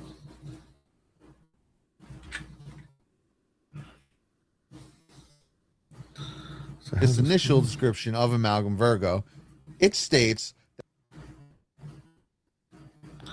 All right, so basically, okay, that's what I'm doing. I'm blocking now. I'm using this to block out like just motion tracks. Got it. Check. Yeah, let me go up to the other ones then. The other ones, I'll show you what I meant with the shadow. It's a pretty cool effect.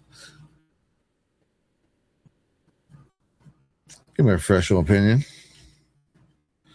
Remove these two first. Go up to here. Copy these motion tracks. Right, so that's so you can see that. It's my motion track growing and staying there.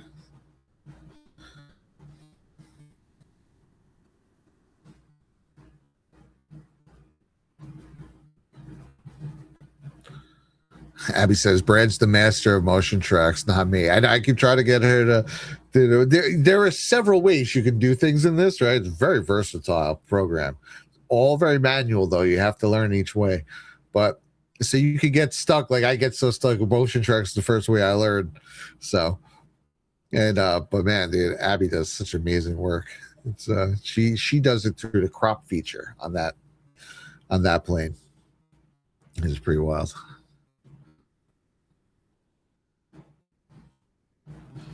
Oh, wait, I have to go up to the shadow one is 200. There we go. Right. These are where I put it last time. Go here, I'll put in the new ones.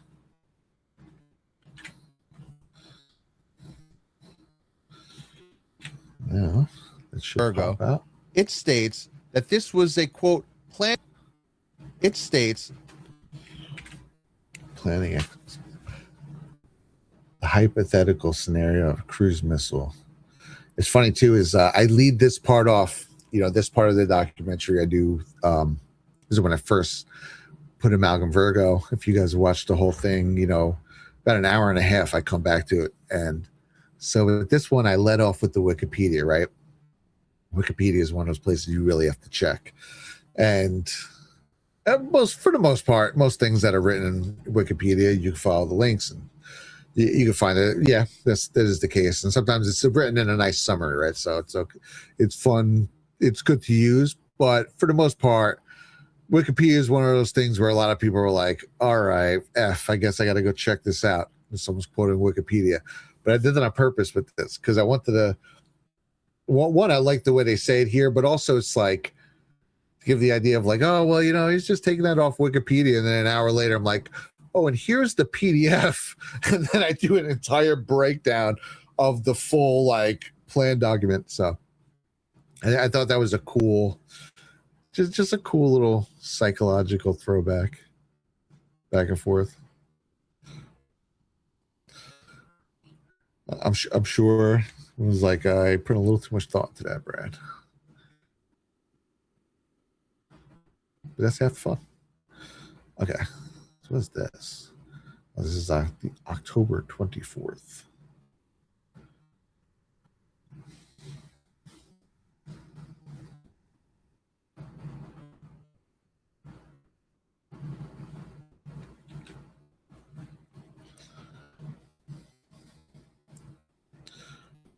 Also, too, it tells you something about the news that, like, what were they doing after September 11th? No one was looking into anything. You know, we're led to believe our whole lives that they're journalists and they're doing their reports. And they're working on their report, like how we do for our shows. Like Abby and I, we work all week putting together things, putting together reports. What are we going to talk about? You know, just completely putting together everything we can all week because we're just all doing our independent shows. And you're led to believe your whole life that that's kind of how the news is, especially the legacy media channels. Look, no one dug this up. No one dug up that there was like two run-throughs exactly like what happened. No one, CBS, ABC, Fox, none of them ever came upon any of these things. Or maybe they did and they were told definitely don't talk about it, which is a whole nother problem, which we obviously know about the fake news. Oh, I soloed out a cool Bill Cooper clip earlier tonight. And there's this clip I love where he's talking about how if there were like 10 different news stations all saying the same things with the same headlines and the same emotions, that could never happen in a million years unless someone handed it to them, right? He breaks down better than that, better than I am right here. But it's such a great clip. It's from his Porterhouse presentation in 97. It was, I think it was over a 2-day period. The whole thing combined is about 10 hours long. It's nuts. I was like, man, I want this clip. I don't know where it is. So I have it soloed out in another thing with music behind it. So I was looking at it. I was like, all right, he's holding a paper. He's doing this. And I started clicking through. And I found it pretty quick. I was pretty happy with it. So I was about an hour and a half in. But in my head, I was like, I ain't watched this for 10 hours for a clip. But so I put that, I posted on my X. I'm going to upload it to my Rumble as a short as well. And that dude was the most insightful human beings to ever live.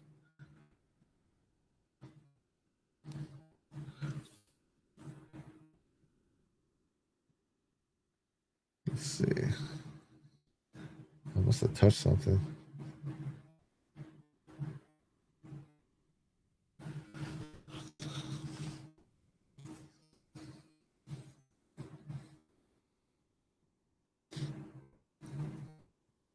Let's see, I posted that like an hour ago.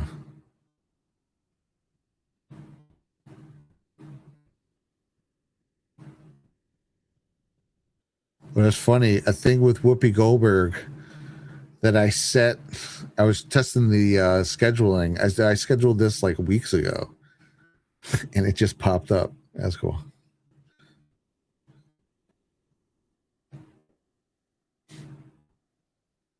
Yeah, there's the holy shit. The Cooper clip has 29,000 views.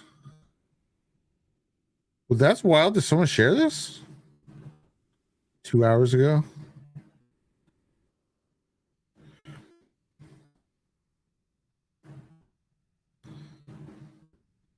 Yeah, all right. It looks like a lot of people shared it. That's awesome, man. Repost. I don't recognize a lot of names. Yeah, dude, friggin' how could you not share a clip of Bill Cooper? That dude, I have transcripts, of his old hour at a time. And there's so many times where I know he was saying something poignant, and I'll start going through the transcripts, and I'll find the different episodes and downloading them. And what happens almost every time is I wind up just getting sucked into listening to them, or I'll cut up a little, and I never wind up posting what I have. So, like, that dude is just a wealth of the Southern Poverty Law Center. I don't know if I ever wound up posting that, but I have a whole bunch of stuff that I found of him talking about them. He hated them and the ADL. He was saying back in the 90s, he was like, they fabricate these things. And then he would love to see the indictment that just came down. Oh my gosh. DJ's Adventures Trains says, what time is it by you? Damn, man, you up early. Well, I'm up late. It's 4 a.m. here, 4:40. And they're doing a little late night consolidating. This is, you guys joining us. This is my main thing for Codex 911. So I've already consolidated about 30 tracks when I was doing all the audio. I have almost all my narration on one track now. That's something I was doing all week. And now I'm trying to condense some of these, but if I scroll through here, this is over 2.5 hours of just a zillion tracks. So I'm just going to pick through it over the next couple of months, slowly bring it down. I'm not going to live stream it all, although we've been having a cool conversation while doing this. It's kind of like mundane, busy work, although I have to pay attention a little bit. And, I started consolidating these. This is towards the end here. An innocuous coincidence? No other airliners had massive short selling in the week prior, just United and American. And part of and basically one of the big things is keeping track of the different motion tracks. Especially, you guys know there's always things moving around the screen. It's cool, dude. Just like you get to create art, but with digital, right? So it's like, here's the UA. So it's like, it's all manual. Everything I do is manual. That's why people probably takes longer than it should. I know, but like, see, we like the American Airlines. See, I have it pop in. Just that subtle move. See how they're subtly growing. It's just like cool little things to the eye. Oh, and here's like this is on the Shadow Track 5. So that's like, that's what the airlines looks like without the shadow. And that's what it added. That's what it out. And then you could also, you mess with it. You can pull it out. You can, let's see, take the blur off.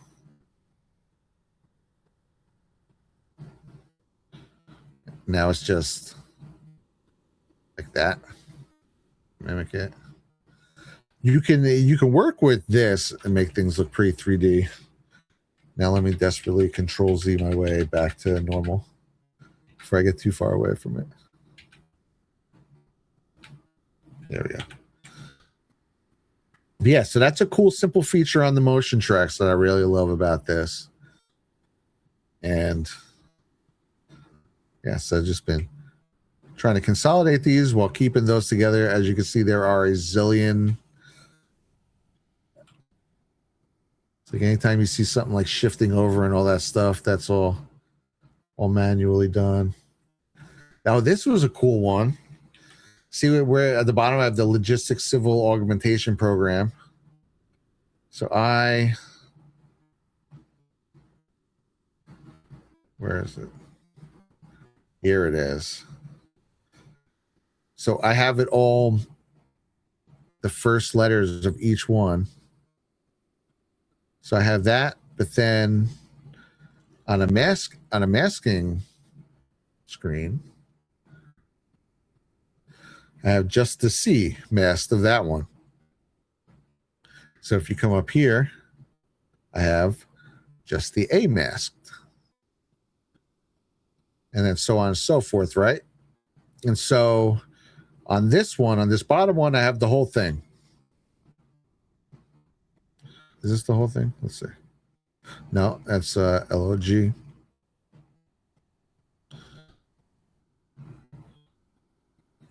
This one is the whole thing. And so as this one meshes with just the LOG, see it slowly fades. That's this. This is fading it. So I keep it on the same track as the LOG because the LOG is part of it. And then now it's only these. See, these are all these motion tracks. And that's log cap 3. That's how you do that.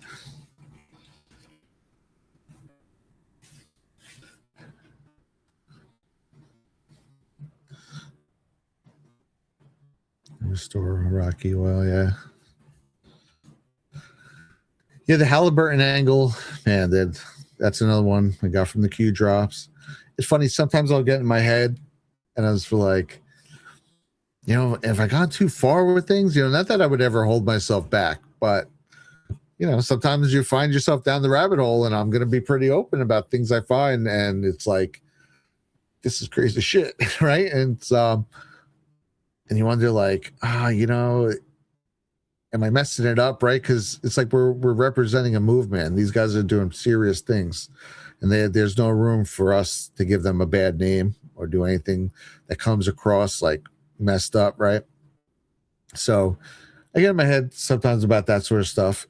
But then I think I'm like, well, the Q drops are the ones who told me about all this. So, you know, like probably they're okay with it, I guess. I don't know. I guess there's some more consolidation here. Yeah. So it's like the key is to make all of these tracks, to bring them down and squeeze them into this.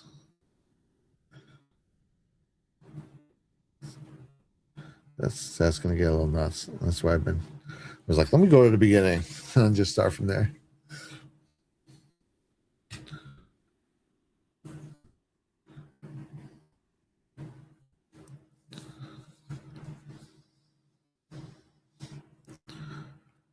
Yeah, let's see.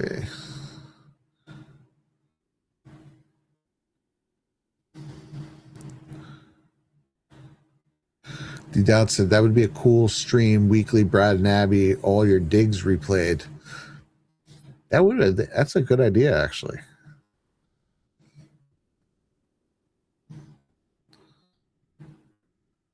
I've replayed some of these, but I mean I have so many digs spread out among regular, like I have to tell myself like not everything has to be an explicit documentary, you know.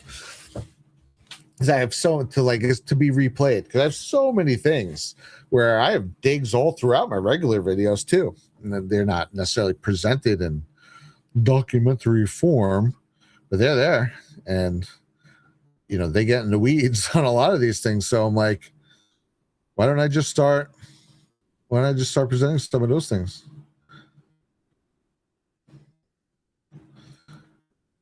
And this, so these are kind of, say, it's like sometimes when I come on tracks like this, like these are both muted. You can mute them like this. Oh, that's right. I popped it out. Originally, I had it as just highlighted. Where I'm like, why did I keep it? Like, why didn't I just erase this? Not that I erase a lot. I'm just gonna save it. I don't know why I saved it here, but I was gonna save it. But yeah, but as far as like documentaries like this, I have 3 or 4 that I explicitly set out to really make a documentary. And then I have a couple like long dig videos that sort of are like documentaries kind of in their own. Probably if I gave them a little, maybe the beginning, a little bit of a makeover, they'd really be considered that. But, you'll look at documentarians and sometimes there's, years in between their works. And so I'm like, okay, so it's okay that I'm not, I get in my head sometimes. I'm like, I wish I could do more. I wish there was more hours in the day. But I think this is just how long it takes. Like, especially like this, obviously I was doing a lot. I did a lot over the 3.5 years that I was putting this together. I got married. I had to move across the country, get acclimated to a whole new place. I had to go. My parents both got sick, so I had to go back and forth to New Jersey and Alaska a million times. We were going to do conferences like once every freaking 3 months. Then I lost both my parents, sadly enough. So I had to go back and forth to New Jersey a lot for that, and then deal with that and deal with the emotions of that also. And just being away from my work as well. And so then taking care of the estate. And there's no shortage of things that I did over those 3 years also with this. And then plus running the whole back end of a channel that took a lot of time and energy as well. And so probably this could have been done in 2 years instead of 3.5 if I wasn't also concurrently doing like all those major things.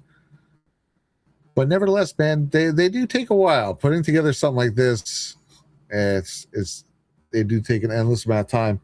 Man, it's so cool though. I think it's explicitly worth it because it's like now I have like a real representation of like a serious piece of art, kind of. I look at them like pieces of art. That's why there's all these motion tracks. That's why there's so much things happening, because it's like cool to me.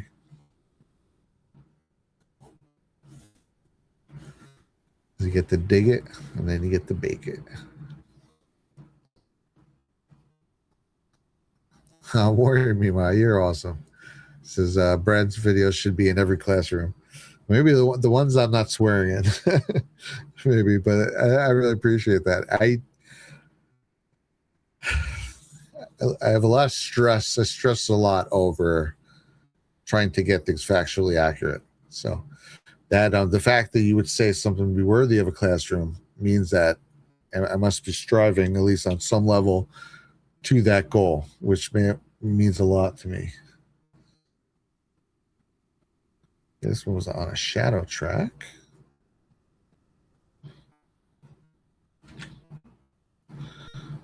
I have to go get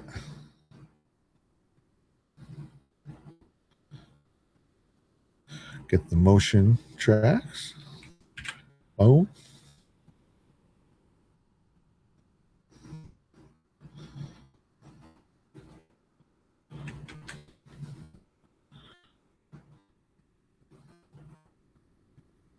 Yeah, let's go see if that worked. By the year 2000, improvements in communication systems made it possible, at least in theory, to fly the drone remotely from great distances. It was no longer necessary to use close-up radio signals during the Predator's takeoff and ascent. That blew my mind. Now, to many of us, it is believed that the U.S. When I started going down the drones, it wasn't even intended. It was actually an offshoot of my dig into Amalgam Virgo, because Amalgam Virgo uses drone planes, and I was just looking into like automated drones, and they've been able to remote fly things for a while, probably 50 years, right? But it had to be in the sky, like for takeoff and landing. They had to have this whole like van set up with these radars, and it was kind of an operation. That was the hard part. So when they did them overseas, they had to secure bases in nearby areas, right? Because they couldn't just take them off from the United States. And when I was reading that, I'm like, I had a double take. I'm like, wait a second. You're telling me they just figured out how to remote fly drones, takeoff and landing as well, to like add that to the equation a freaking year before planes flew into the damn World Trade Center? That's just okay. Yeah, totally not shady. And the fact that they were developing them and playing with them, like it was the CIA and Air Force's new toy. Like, and it's cool, obviously it's a useful part of warfare, but that's technology that seems to maybe was used by the wrong people. And as far as them being planes, I'm obviously convinced that they were planes. I don't know if this could be a hindrance to me too. This may not even be a good thing, but I go into it coming from the New York area where everyone and their mother saw those planes. I did not see them with my own two eyes. I was still living in New Jersey when that happened. I saw the towers and smoke with my own two eyes, and we saw the planes, obviously. We saw the second one on TV. But I started working in the city in February. So was that 5 months later, 6 months later, whatever it is. And when I tell you, every single New York construction worker on planet effing Earth, at least New York City, watched Flight 11 slam into freaking Tower 1. I've heard that same story described to me. And this is like before any conspiracy theories for anything. It's 2002. No reason to lie. Just regular construction workers, because just being like, yeah, I watched it, dude. I heard it. We looked up by the freaking Hudson. We saw this thing rip down, go over the city, and pop into the building. And then they'll tell them the story, and they're like, Johnny, come over here. Remember, tell the new kid about 9/11. And the next thing you know, there's 6 carpenters standing around telling you how, like, yeah, man, Adam tapped my shoulder. We looked up, we watched this freaking thing. Because when you're doing New York City construction, I joined a concrete crew, right? So the concrete skeleton goes up first. So they're just on top of a rooftop, basically. Especially back then, there was no DOCA system around it. You have an open air view to all of Manhattan. The concrete workers in Manhattan, if you don't think there were planes on 9/11, find a New York City concrete worker from the day of 9/11 who was working there. There's hundreds and hundreds of them, and they all saw the plane. They all watched, at very least the first plane. I would say 2, both of them. It's obviously been a long time since I had these conversations, but at very least, I have heard the story independently from dozens, if not hundreds of people who were like, yo, man, we heard it before we saw it. We looked. They all said it came down first over the Hudson, all the way up by the George Washington Bridge, and then came over the city and then rode down the whole middle of the city, wavered the wing wavered once and popped into the building. I've heard that story 100 freaking times from 100 different people. There was definitely a plane. So was it the plane? I guess it could be. I think it's a drone plane. When I scaled those things, it blew my mind. There is a part here when I talk about, you know, the 737s. You know, I was going for all the original footage to hear people talk about like explosions, and especially explosions in the way of, you know, before like the collapse and stuff and pre-explosions, and just seeing what I could find and listen to all the other thing. And it's like, yeah, 737. Okay, 737. You know, to some extent, it's like, not a lot of people explicitly know what different planes look like. I get that. But after a while, it's like, dude, that's the 15th person instead of 737. And they're not all just regular people. They're just calling in. You know, one of them was one of the helicopter pilots working for one of the news stations. Let's see, NBC. I forget. I have it labeled. And he says it flew right over our heads. It was a Boeing 737. So this is a helicopter pilot, one. So this is a guy who knows planes.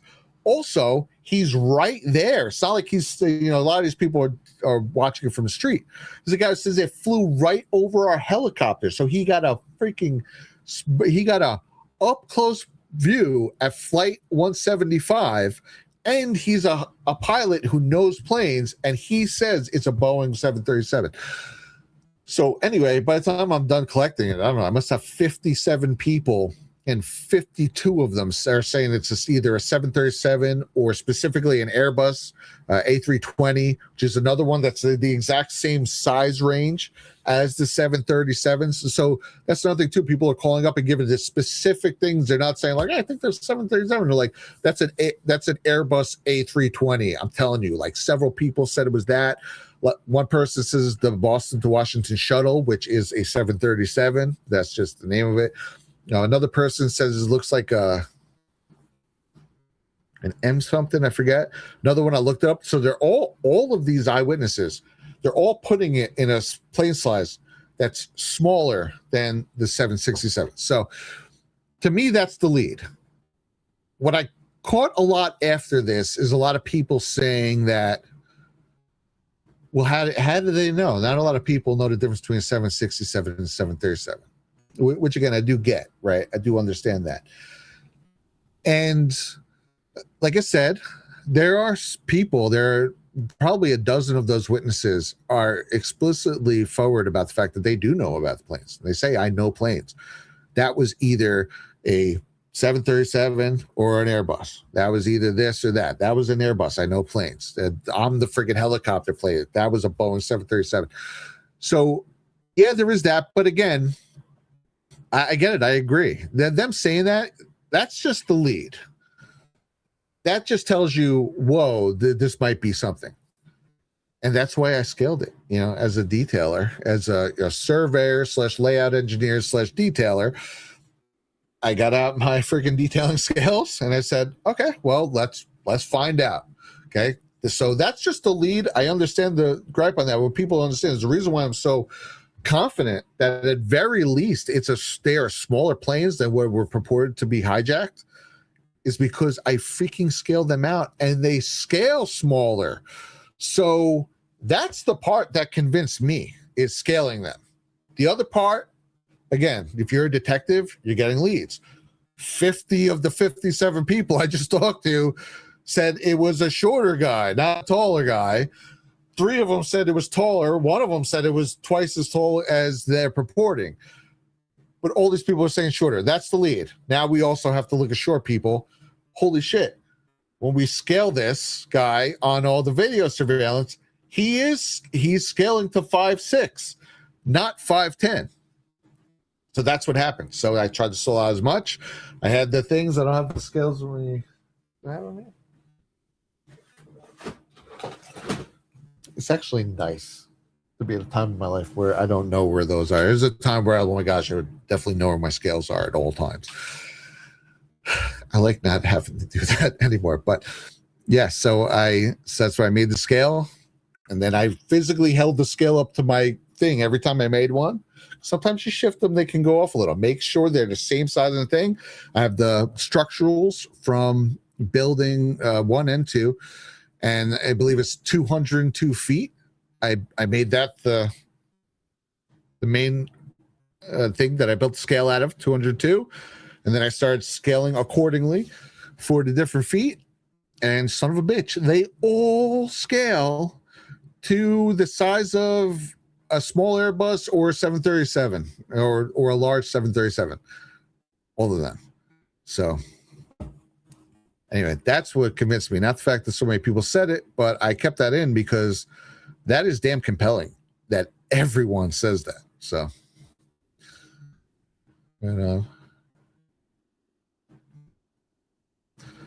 Pivotal Left says he's a steel detailer also. I also used to survey. Right on. Most people don't know what that is, but I do. That is so freaking cool. Yeah, and that's so you probably enjoyed the World Trade Center 7 part of this. Where is that? And because I go over some of the steel details, and I kind of animated them as what is it, FEMA? Oh man, dude, you can tell it's getting late. They're usually pretty fluent in all this. I know it's not FEMA. Who the frig? The NIST, the freaking NIST report on World Trade Center 7. Yeah, here's where I scale them all. Like what they freaking broke down on what they're saying purporting happened to World Trade Center 7 is pure bullshit. Here it is. Yeah, so like here are the freaking steel drawings. I did clean them up. It's funny. It's like, when I would detail field drawings, right? A lot of times I would take the regular structurals or even in architectural, depending, and I'd white out, oh my gosh, a million numbers, and I'd take it down to like Staples. I'd get a print off, a large print off of it where I can actually work. And then I would start to work. And that's what I did here. So it's funny. Like this brings me back to work. So like here we got this, right? But that's really what the drawing looks like. And as a Pivotal F probably understands. So that's the draw. That's what the drawing originally looks like. And then I turned it into this. So I cleaned up all the mess. And then I tried to highlight.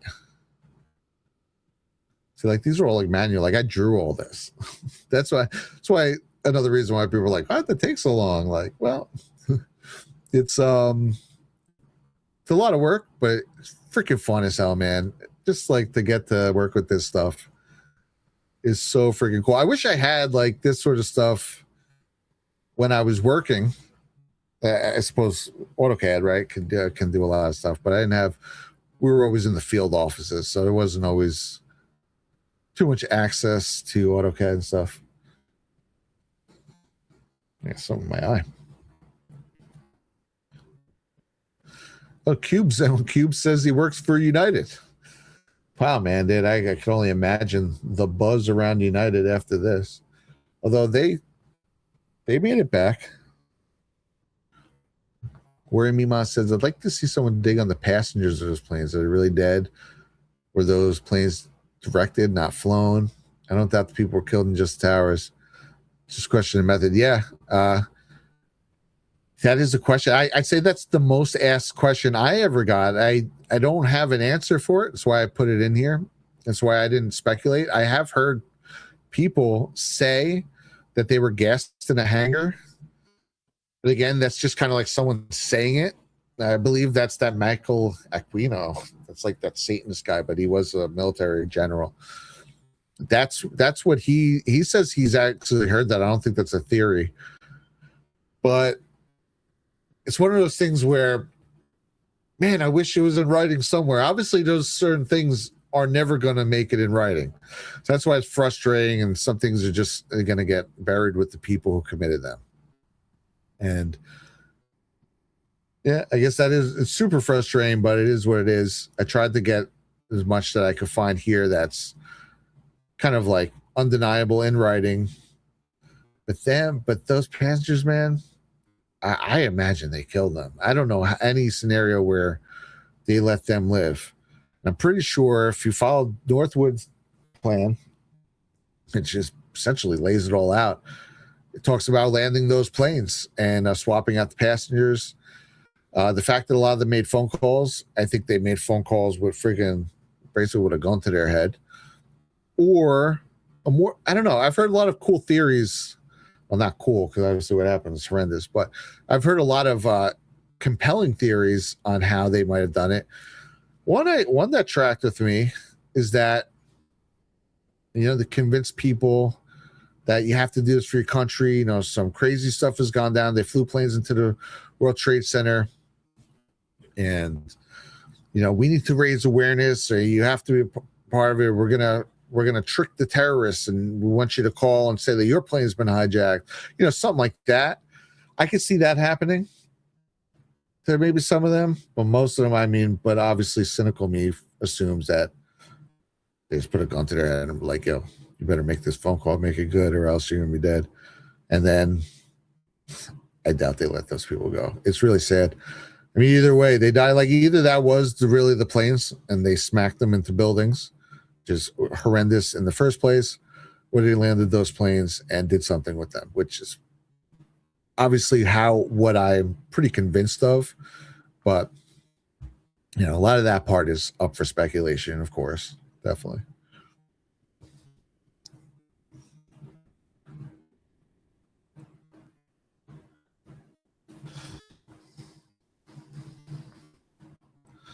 Never know how much space to give these. I think I'm going to do this. Go like there.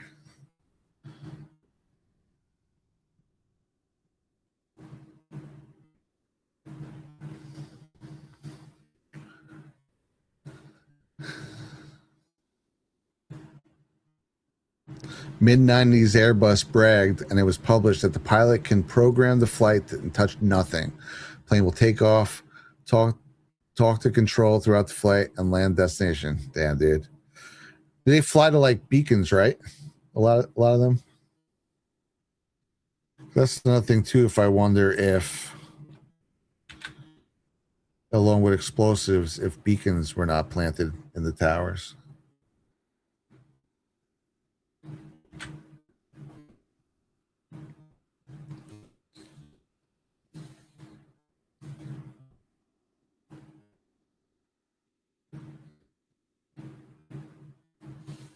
That the CIA was already in Afghanistan hunting bin Laden in the summer. I wonder if I should put that on a shadow track.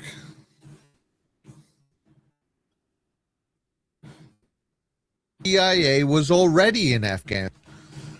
Nah, maybe not. I like the way it is.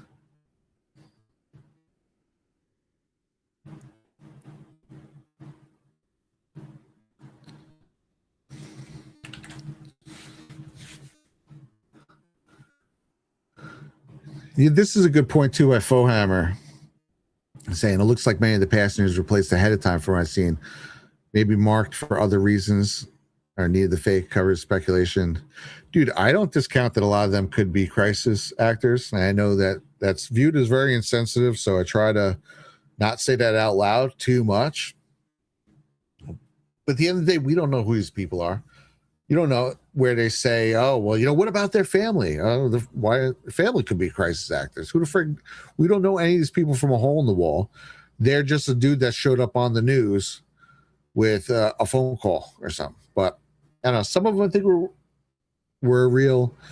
The CC Lyles thing is very compelling to me, where she whispers it's a frame at the end. And so that makes possibly a mixture. You know what I mean? People who knew, like obviously Danny Lewin, I think he was placed on that plane. I think he's the pilot of Flight 11. But that's just a theory. But really, just everything about it, though. He did like a photo op beforehand in front of what looks like gray towers, wearing a watch named the Hijacker. And he's in row 9 of Flight 11. There's just, I don't know. There's just so many things. It's just like, that's a question that needs to be asked. It does. But again, a lot of these things, they're not writing it down, right? Like, you know, when Lucchese's ran down the Lufthansa heist, right? They didn't take notes on it. So it's a Warren Moon says, I just looked and it's 9/11. Stuff like that happens to me so freaking much. That is crazy though.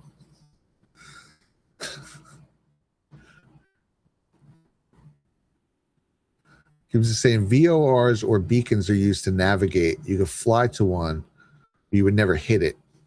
Okay. But I mean, could you program it to just run into one if you wanted to, or use it as some sort of, I guess, some sort of tracker?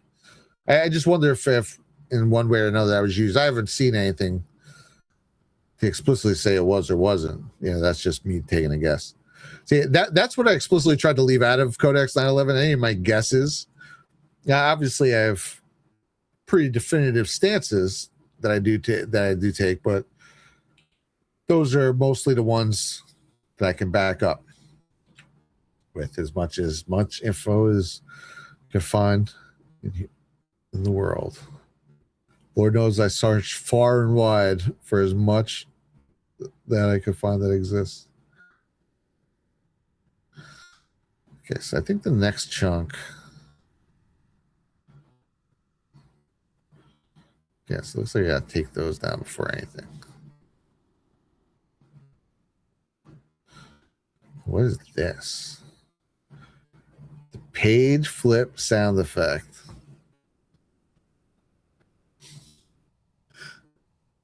This is a cool. I animated that page flip. That is this, I believe. Right, so I have that page there. Soloed out. Wait, no. So it's this. Oh yeah. This you can tell. This is what it looks like. My mask is ever changing. So I'm like squeezing as I'm making it look like it's curved, even though it doesn't really come out too much on the top. It's I was worked with this for a while. As it's turning. And eventually I keep it like that. It starts back here. And then the motion tracks.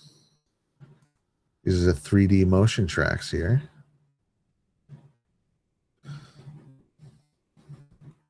This is the flip.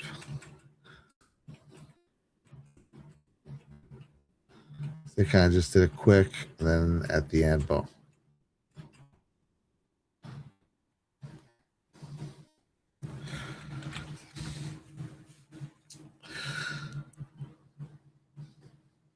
If you could tell, I really like this stuff.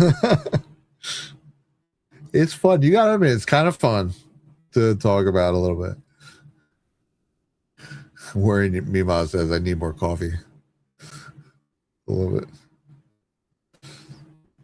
That is my wife. She is the coffee master. And my dad, too, is also the coffee master. There's 2 peas in a pod.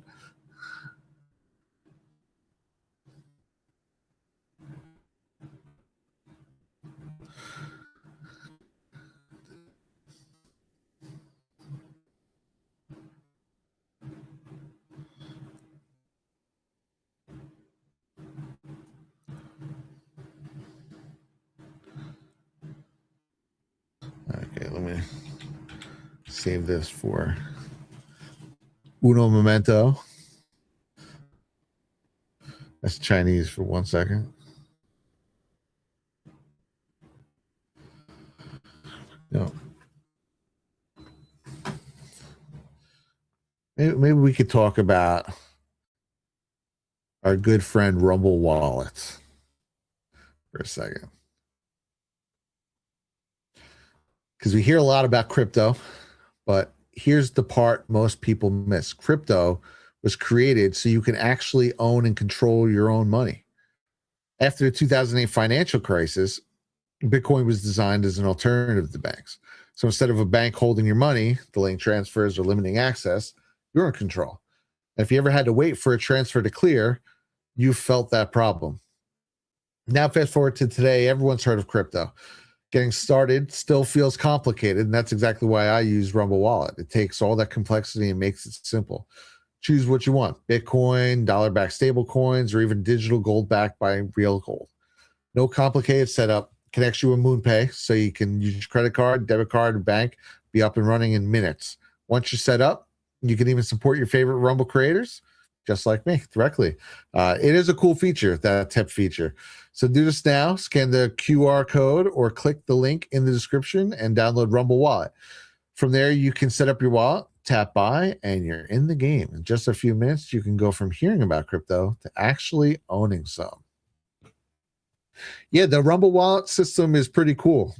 So you can actually tip on here in Bitcoin, and sometimes that's cool, especially when Bitcoin is down a little, because then those tips might actually grow one day. Dave D5 says, let's see if I can grab this. I can go to the live chat now.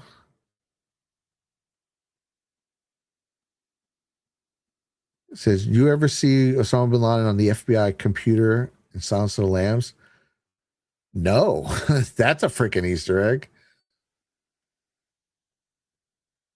I feel like I like half want to look that up. When did Silence of the Lambs come out? They came out in the 90s. I mean, they were aware of him. Dude, he's a freaking asset for, like, it's crazy. And like, they were 100%, it's on paper that they were funding. One of their assets was Jalaluddin Haqqani and the Haqqani network in general. And that was Osama bin Laden's rabbi over there. That's the guy who took Osama bin Laden under his wing and was like, let me show you the ropes of the Afghanistan Russia war. He set him up.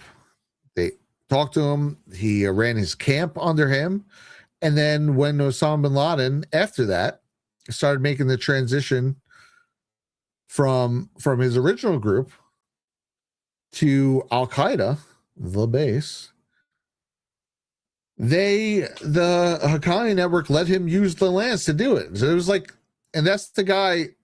So they would always kind of shoot that down. Anytime you say like Osama bin Laden is a CIA asset, that's something that, they'll like on Fox News or on the History Channel, they'll like, you idiots. No, he's not. But like, yeah, like there was a full on Operation Cyclone funding operation who were funding the umbrella network that he was under. And especially he was like a main directly mentored by your number one asset, who field officers, as well as the ISI, were funneling money to. Where's the orange? Come on, orange.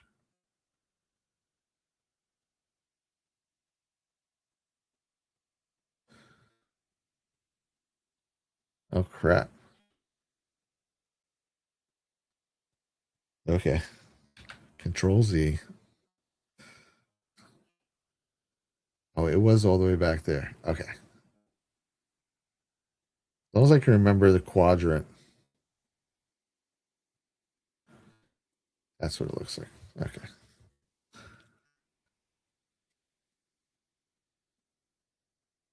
Silence of the Lambs was 1991. Well, that's interesting because, they really started building Osama bin Laden up as this like apex terrorist after the first Gulf War. And, here Bill Cooper saying is like, well, this is the new bad guy, public enemy number one. Even Trump calls him out and says, this is obviously the new boogeyman who they're trying to push forward. He says on one of his books, so you could tell that's when they were really propping him up in the mid to late 90s. And so if it's 91, that's when he was still Asset McGee, under the Haqqani network. That is pretty freaking big. Because they kind of try to insinuate like, oh, this guy came out of nowhere. We can't believe it. We take you back now to a year and a half before the attack on the Twin Towers. By the late spring of 2000, Richard Clarke and his White House counsel That's another thing too that I want to go into a little more. You know, I kind of do it myself in this because a lot of things do go to Dick Cheney and even the Bushes and stuff. But it's like that whole sphere, they do bear the brunt of the 9/11 thing, but almost all of 9/11 seems to have been set up during the Clinton administration. And I feel like it feels to me like Bill Clinton has kind of gotten a lucky pass in all of this and probably had more of a hand in at least some of it than anyone really ever gets into. So I would like to I need to research that path a little more explicitly, I think. And who knows? I mean, I haven't run into a ton, so there's not a ton of paperwork, although he was involved in the drone flight operations where the CIA and the Air Force were really like testing those new Predator drones with that landing technology as well. But I feel like 9/11 is probably more so even a left-wing operation than it was a right-wing operation. I know, especially a lot of 9/11 truthers probably don't want to hear that.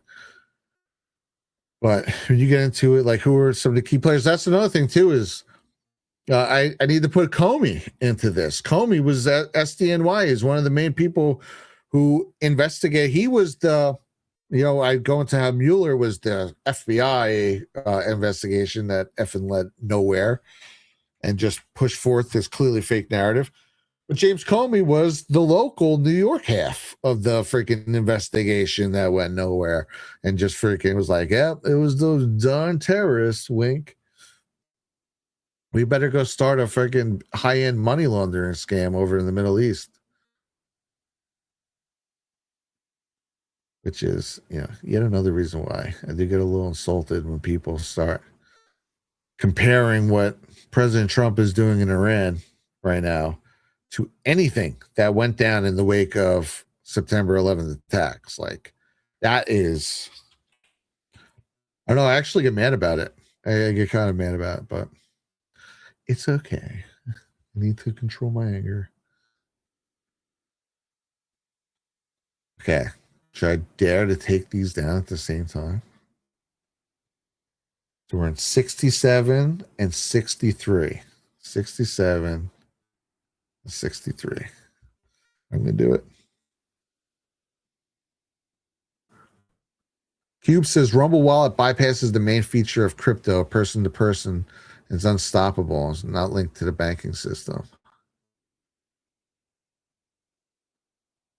And unstoppable. I can't tell if you're saying a good thing or a bad thing. You can't even use it to buy premium. Oh, you should be able to. Interesting.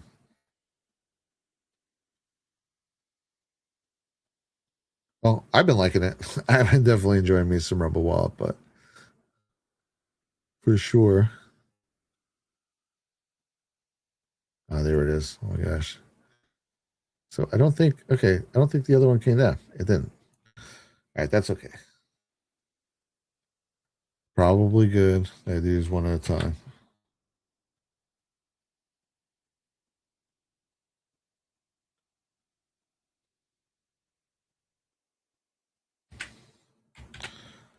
Oh. So one cool thing about doing this fully from Rumble Studio, shout out Rumble Studio, seems to be holding up, is that I can I could see all the comments in one place, and then I could also see how many people are watching without having to open it up. So that's pretty cool. We got about 150 people, middle of the night, just kind of picking away at some kind of mundane, busy work. I'd say that's a good sign. Worry Mima says the boss is freeing Iran. But is it just from the tyrants in charge, or is it from the consistent bombing? I mean, I think it's a little of both. I think there's a lot of people who always wanted to go to Iran. Yeah, Iran. And then once you get there, they're probably going, oh, shit.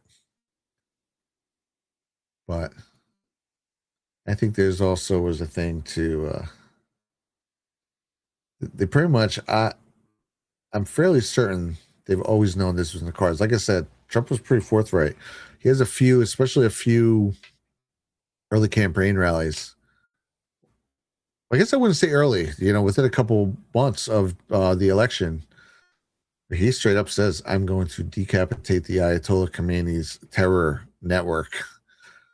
So, there's a lot of people out there who are like, I don't remember him saying stuff about Iran, or, I didn't know the Q drops talked so much about Iran. That's fine. You may not know. Believe me, those people are watching. Though the people who view Donald Trump as their mortal freaking enemy right now, they know the Q drops better than all of us. They know his speech is better than all of us. I imagine, taking all this extremely seriously. And so they knew this was going to happen. And I assume there were more than enough contingency plans for whenever the freaking Iran crap went down with this crazy Trump. And I think one of them was a certain country was going to attach themselves to Trump after building up kind of a negative image of themselves inside MAGA for the last couple of years.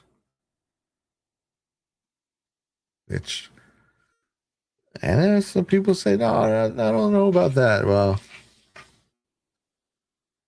controlling both sides of the equation is like the oldest trick in the book, and it is used a lot. So.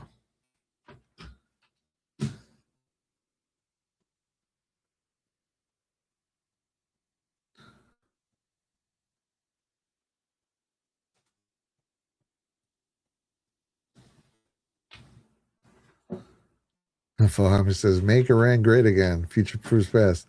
Yeah, those posts were pretty explicit about freeing Iran from the quote real people who run Iran. So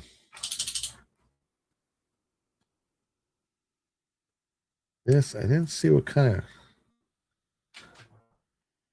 This is second.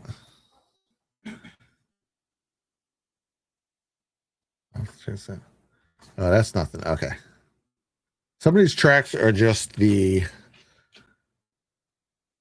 kind of like a page flip, green screen. Oh, that's right. It's funny. I also mapped it up to a green screen page flip, which I didn't wind up using, right? But I was able to use it as kind of a guide. I guess I could say this too. Might as well.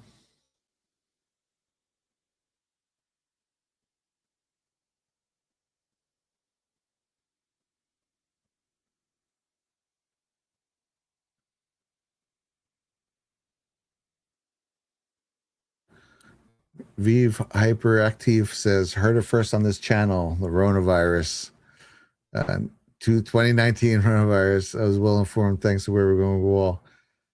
Yeah, I guess we got ahead of that pretty quick, man. It's not something you want to be right about, but yeah, I felt this way at the time that they were going to turn it into something in January when they were first pushing those videos from China. I was like, looks like some. And then early on, that's one that they deleted.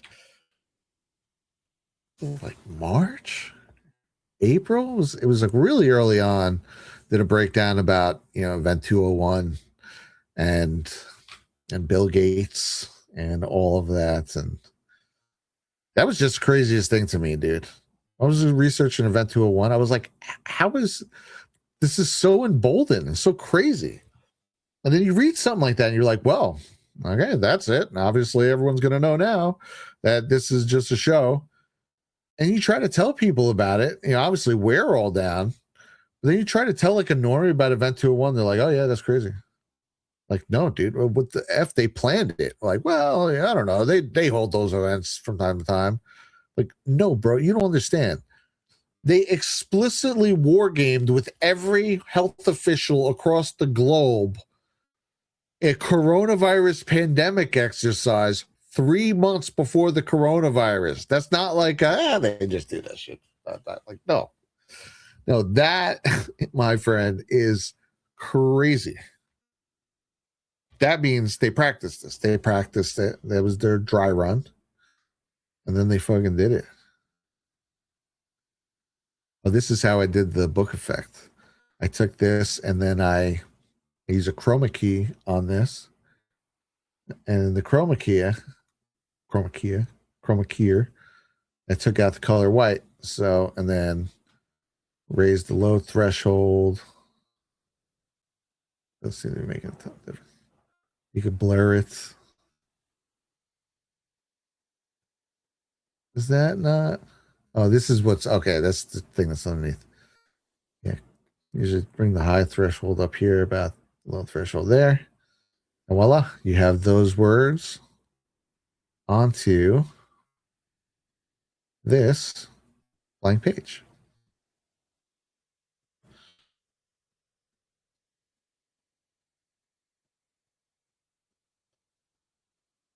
And I see a wild blue eyes is up the room.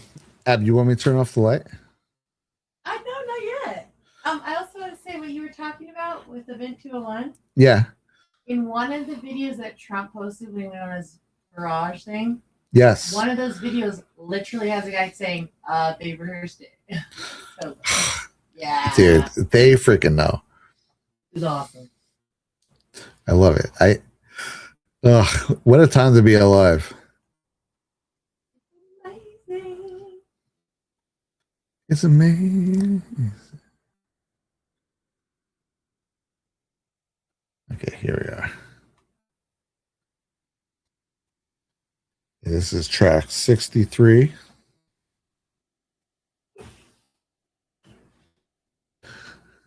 Worry Mima says, I wonder how many people believe they, quote, killed bin Laden and dumped him in the sea. I never believed it. They think we're stupid. That in real time, I didn't freaking believe it. The fact that they just had no pictures of it and then they didn't bring the body back and they were like, yeah, we had to bury him at sea. I remember even me and my friends just being like, bullshit, bro. No way. That's just the fucking weirdest thing ever. And, that happened. That announcement happened anyway. Less than a week after Obama released his clearly fake as shit birth certificate. Less than a week. People don't link those two events up together, but the birth certificate was released, I don't know, like April 28th or something like that. And bin Laden operation went down like, say, May 5th, something to that effect. So that was the ultimate, we got to eat the headlines. Holy crap. So, I mean, you can't be president. But actually, if people went down the avenues that they probably should have gone down with the birth certificate, then Obama's an illegitimate president. So, yeah, I think they pulled out the bin Laden card with that one.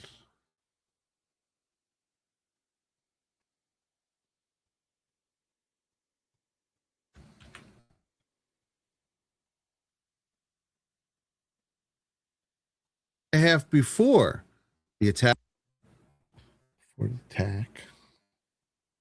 on your mother.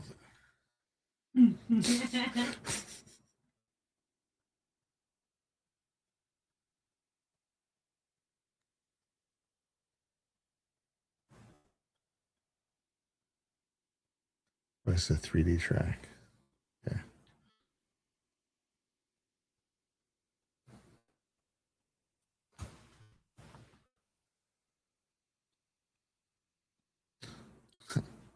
Cube says, yeah, I just found the Ark of the Covenant. I pushed it off the boat and I have not pictures of it. Exactly. Like if that was any other situation, everyone on Earth would be like, sure thing, guy. Yeah. Oh, yeah, you killed bin Laden.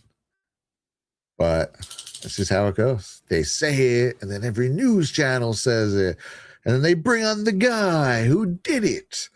And oh, wait, you don't think I did it? You know, how dare you? It's like, I don't know you. Like, who are you? Like, you know, they act like it's so insulting. It's like, dude, I don't know you from a hole in the wall, bro. Oh, I forgot to look. I think it was this one. Yeah, remember to look what track. Come on. Let's see. Let me make all these.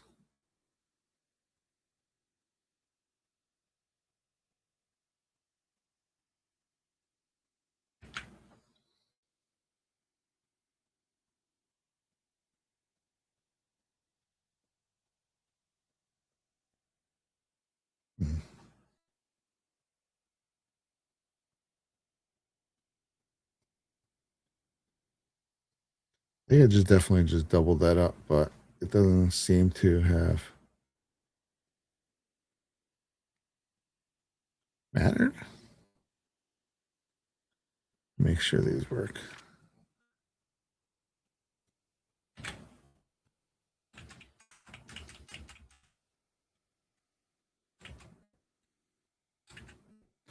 Okay. Yep, I did something weird.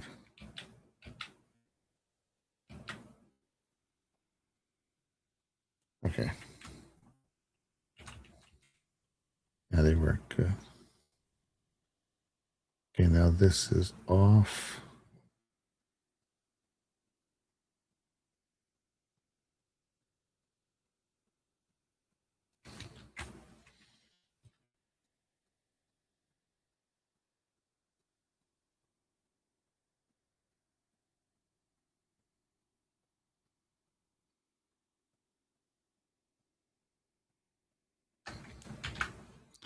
Yes, it's just this one.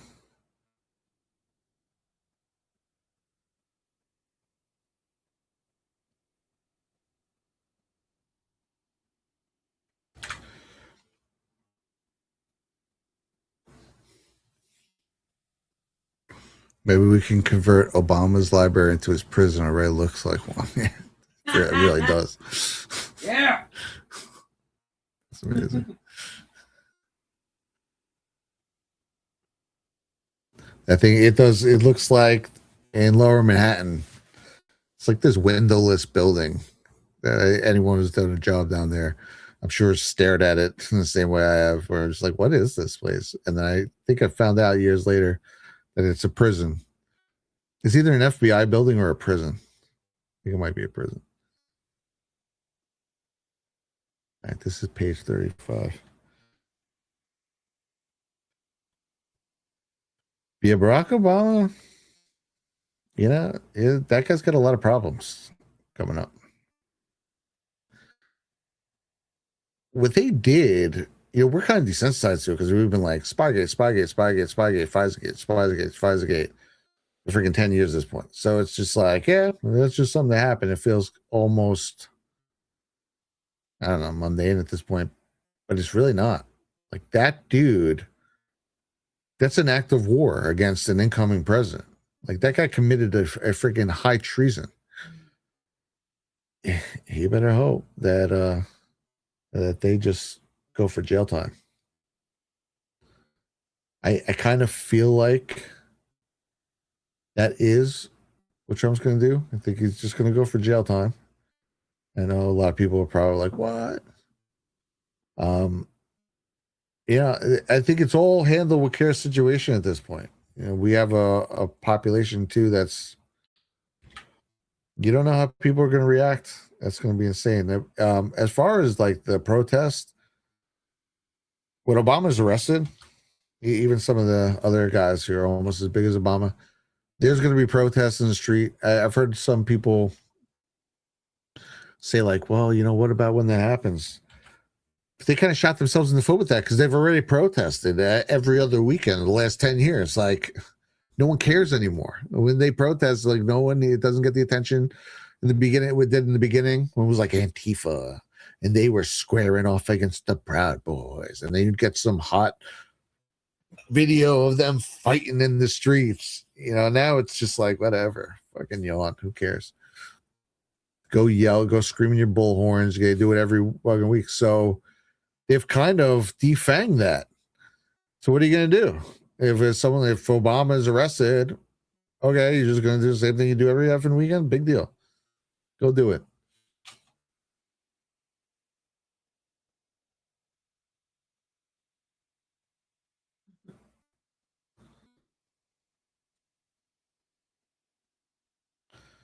That's track 41.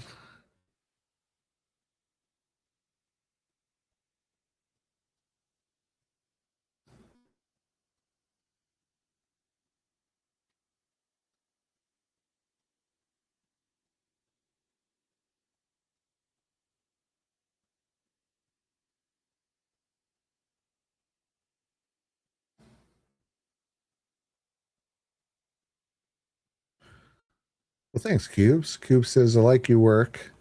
I never made a video that took more than a few hours.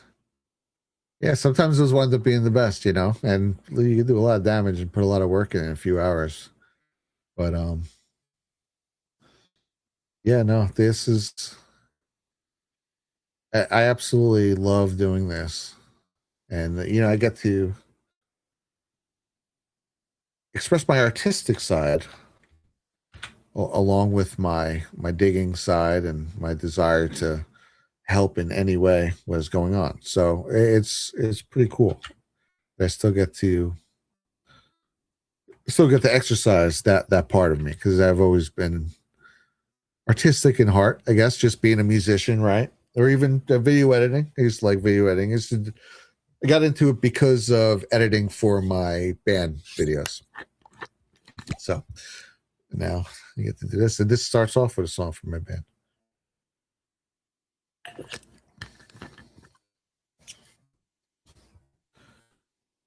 Usually I mute when I take sips of water, but I apologize. If I leave this program here, like they hit the mute button. Oh, well, actually I can do this.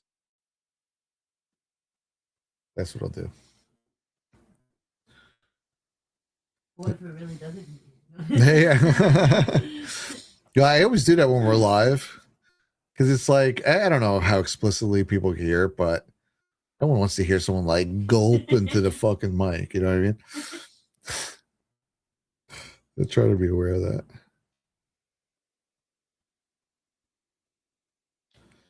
The worst is, you know, you're freaking preparing all day, and then it's like, you know, an hour before the show, like shit, I haven't even eaten anything all day. So you know, you just try to shove something in your face real quick, and then you're doing the show, and you're feeling like, why did I do that? Basically, you know. I mean, obviously that happens to everybody.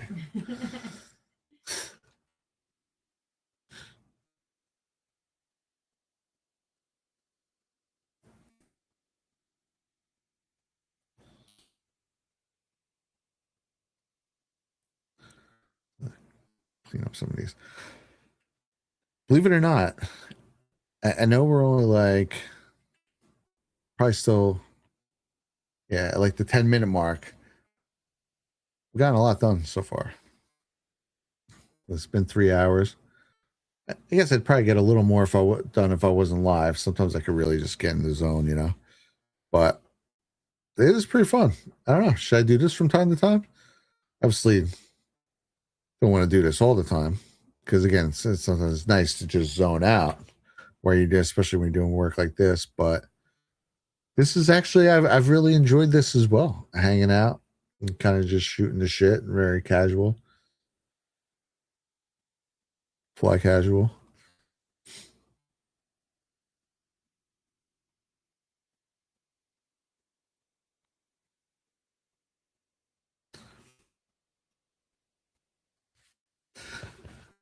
It says, I love watching you work. It's satisfying. That's cool. Yeah, I enjoyed stuff like this too a lot. In fact, when I was talking to Abby, saying, should I just live stream this? It could be cool. She was saying kind of the same thing. Like sometimes it's just fun to watch people go through things. Like I know is something that I do enjoy. Yeah, I get addicted to it. Yeah. But yeah, creating, it's great to watch somebody create and edit. Yes, exactly. Yeah, I love it. Here is Atmos tense noise over pure cinematic tonal. Let's see what these sound like. The book. Let's just do solo. Yeah, it's called dramatic effect, okay? Wait, let me bring this one in. Do. Floor of Tower 1. I always love when they do that. I was just watching something the other day of some guy, he got hold of all the tracks for, I don't know if it was the whole Thriller album or if it was just Billie Jean. He's going on. He's like, all right, like, let me add this to the mix now. Let me add this. Let's see what the raw vocals sound like. Let's see what this sounds like. And so that's always cool to do. So it's cool to do with this stuff too. Take things in and out. That's where I was. I was back at the 10-minute mark. Oh yeah, all of this. This is where like, I think they call this rotoscoping. I'm always like the best worst at the things I do. Like I was always like that with the guitar. You know, I could play the crap of a guitar. I spend many hours teaching myself how to play guitar. Then sometimes I'll get around guitarists and be like, "Oh, did you take the blah blah blah rain with the this that and the, you know, the recommendation blah blah blah?" And I'm like, dude, you might as well just be speaking Chinese to me right now. I have no idea what you're talking about. Me guitar red, like, you know, I'm just like caveman sometimes with some of the stuff, and so like I don't know all the terms because I'm kind of self-taught and all this too, but I believe that's called rotoscoping, and basically what you're doing is it's definitely masking. But I think when it's motion, it might be rotoscoping. But it's you're saying like I'm only going to be showing this part, right? So what am I on this? There you go. So if I were to take my mask off, it would show the whole page. So that's the mask off. It's a really, really cool feature. Very useful feature. Learning masking, like if you're into video editing, learning masking definitely elevated the game big time for me.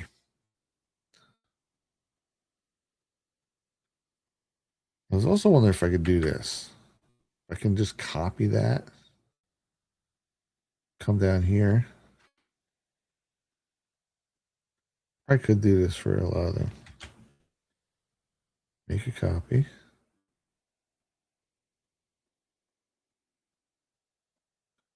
This is exactly why I don't want to do it. Off. You gotta be kidding me. Okay, so much for that idea.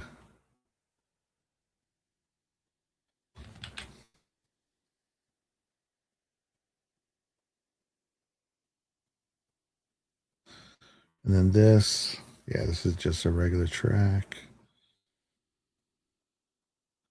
And then here, make sure. See, restore box.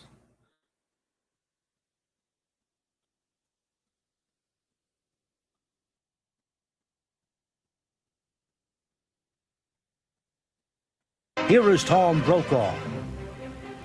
Good afternoon, everyone. It does now appear that United States military action against targets in Afghanistan, that action is underway. Let's go to NBC's Jim Miklaszewski at the Pentagon. Oh my gosh. Dun, dun, dun, dun, dun, dun, dun. I'm like, something bad happened. Yeah, I was like, yeah, they invaded Afghanistan. Dun, dun, dun, dun, dun, dun, dun. No. Intense news music. Go. What do we got here? Yes. You start watermarking your stuff. You know that video that you put out Yeah. of Obama, what he did with the reflection pool? Oh. Newsmax took it. I'm pretty sure because no one else I saw circulating which is great. Oh, the one love that we played on our show? it. Yeah. Yeah, I haven't seen that one anywhere. Yeah, so I don't know. It's cool. That's cool. Did you post it on your X? I think you did. I don't think I posted that solo on my X. They might have just found that. Oh, okay. Yeah. Okay. It's still great. Even so, I don't know. I feel weird watermarking for a lot of things. I mean, like if it's like an explicit thing like this, that's one thing. I'm a watermark crazy person. I know, and a lot of people do. I think if it's something that bothers people, a lot of people like they do get bothered with like things being stolen or clips that they clipped out and then people using them. I think they should definitely watermark. For me, just like whatever. I don't know. It's my gift to the world when I find a cool clip. I feel. In fact, a lot of times you'll notice if you look, you can always tell it's one of my clips is if I put the date in the top left corner, or sometimes I'll put other information like where you could find what you're watching, like what it was, what day it was, where it was. And to me, that is because in case anyone else wants to use it and they can find the full thing if they want. That's kind of my thinking whenever I label these things when I find them. And not everyone has to do that. That's not that's just a me thing. The real manhunt for Osama bin Laden and the emergence of the predator. Wait, let me say it again. Damn, dude, that freaking thing. That post has got 2,300 reposts. That's freaking awesome. I can't click away from the thing or whatever. It freezes my Vegas. Oh, I see that it pulled you down. You weren't able to see it. Yeah, 2,373. That's freaking awesome, dude. Well, it's like William Cooper is the freaking William goat. Cooper. Yeah, dude, he is the GOAT. But then your list. Yes, you know where I got most of that from was my Vegas speech. Yes. Because my Vegas speech, I go down. That was it took me a long time to compile like all these different hoaxes. There's been some added, but so I opened up my Vegas speech for 2021, and I went down there, I added the new ones, and because it's like, dude, every other thing they've ever reported about President Trump or MAGA, that's like this big horror show, it's turned out to be fake. I mean, I could see if it were like one or two things, okay, that was misreported. When it starts to get in like 5, 6 major things that were totally misreported, not just by one news report, but by every news station, okay, that's on purpose. At this point, we're at, I don't know, 15, 20, and then that's just the major things. As far as little things, 1,000. It's been so crazy. The news will never ever be looked at again the same. Ever. They have completely destroyed, I don't know, 100 years of credibility. How long have they, I guess like 80, 70, 80 years of credibility since they started.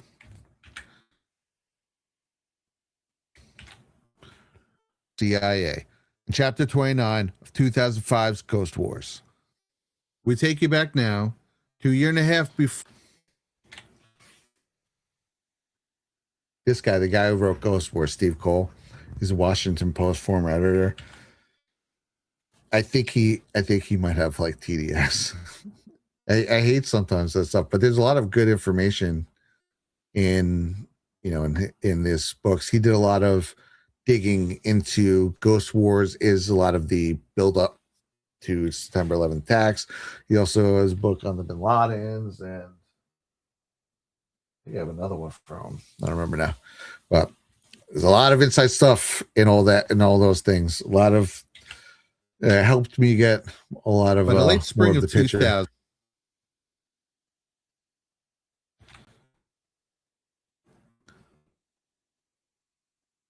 In the late spring of 2000. Fred Mandan says media has been incredible 50 years. Yeah, I think they were probably less completely overtaken, the further back you go. But you're right. This is a shadow track. Okay. There are, what am I going to say? When they did the church committee with the MK Ultra files, and then also with the Mockingbird Media files, the CIA,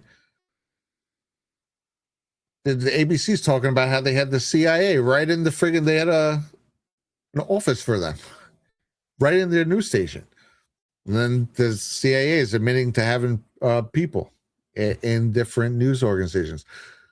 So I don't think that translates to the complete takeover that we're living under today, but they were definitely injecting information. So the CIA was definitely running, whatever version you'd call back then of their 4 a.m. talking points 50 years ago. So, there's a case to be made for sure.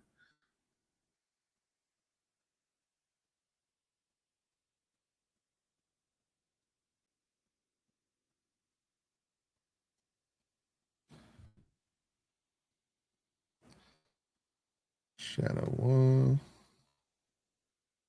camera 1, camera 2.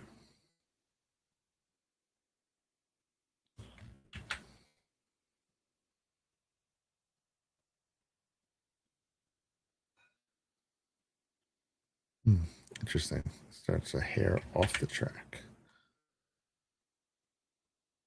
A hair into the track. I'm just going to leave it. Operation. Clark asked his longtime acquaintance in the national security bureaucracy.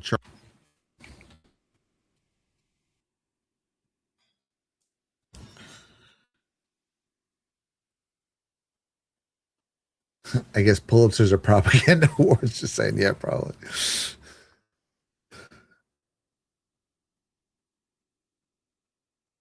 I assume a lot of those things are a healthy mix.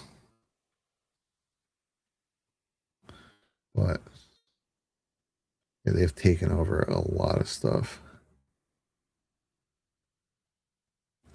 Oh, James Rohrback, what's up, brother? He's saying that he's self-taught on guitar as well.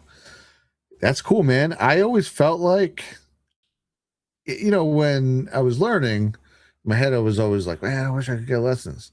But in hindsight, I think it's a good thing. It kind of forces you to make your own sort of style, and I feel like that's what happened for me.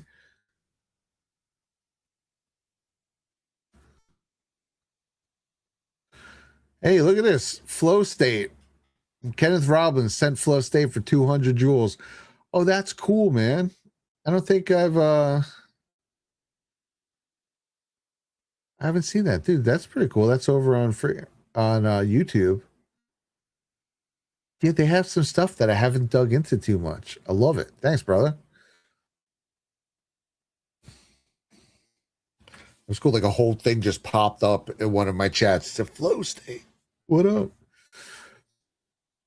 I like that. D-Live used to have stuff like that, where someone would donate and like a freaking Lamborghini would come on the screen and shit. It's like it's such a cool. We're all big kids, right? I'm a big kid. I'm easily amused by this sort of stuff, dude. So I love it.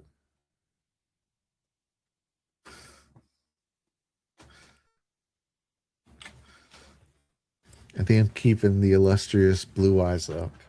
Oh, it's fine. I can't even sleep. I just have so much energy. I'm so excited. And that's how I feel lately too. I think we just went through this amazing prayer day, and I think I think there's definitely real, just positive energy. There is. I feel it. Yeah, there's a lot of positive energy right now. That's a beautiful thing.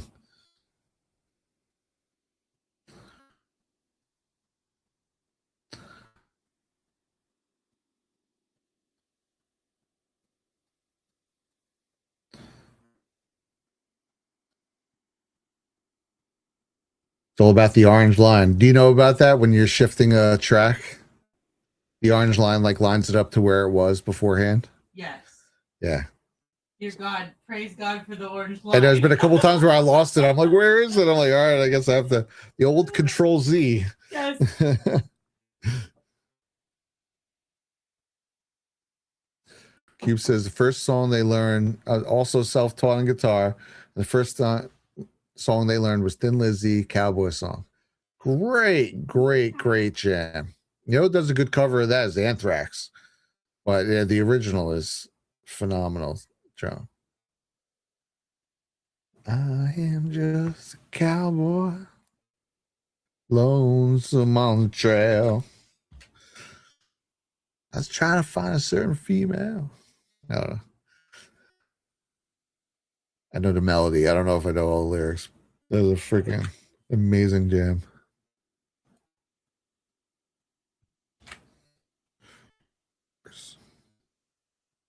By the late spring of 2000, let's get checked, make sure all the motion tracks line up. Snatch operation.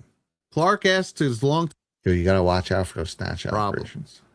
Clark and his aides continue. Watch out. Oh, watch out. Watch now. Watch. It was these efforts that finally got them the approval to send Predator drones.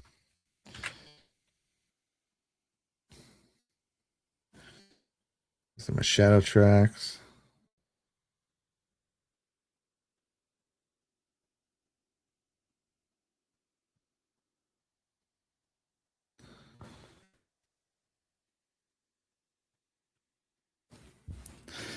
I gotta say, I still can't believe freaking Elon Musk shared that post. That was so cool.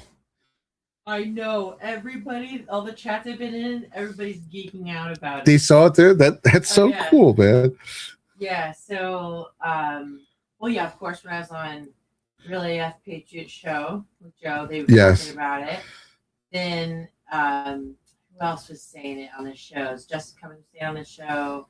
A few other people, a bunch of people mentioned online. Yeah, he mentioned in chat. I was like, that's so cool. Yeah, like Brad got me posted. Like, no way. And then he liked the post after that. So I took a little screenshot.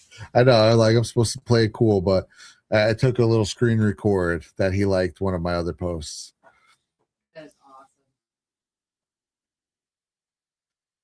Yeah, dude, that guy, man. That guy is blazing a pretty wild trail. And it's a beautiful thing to watch. I remember in the beginning, a lot of people who were skeptical of him.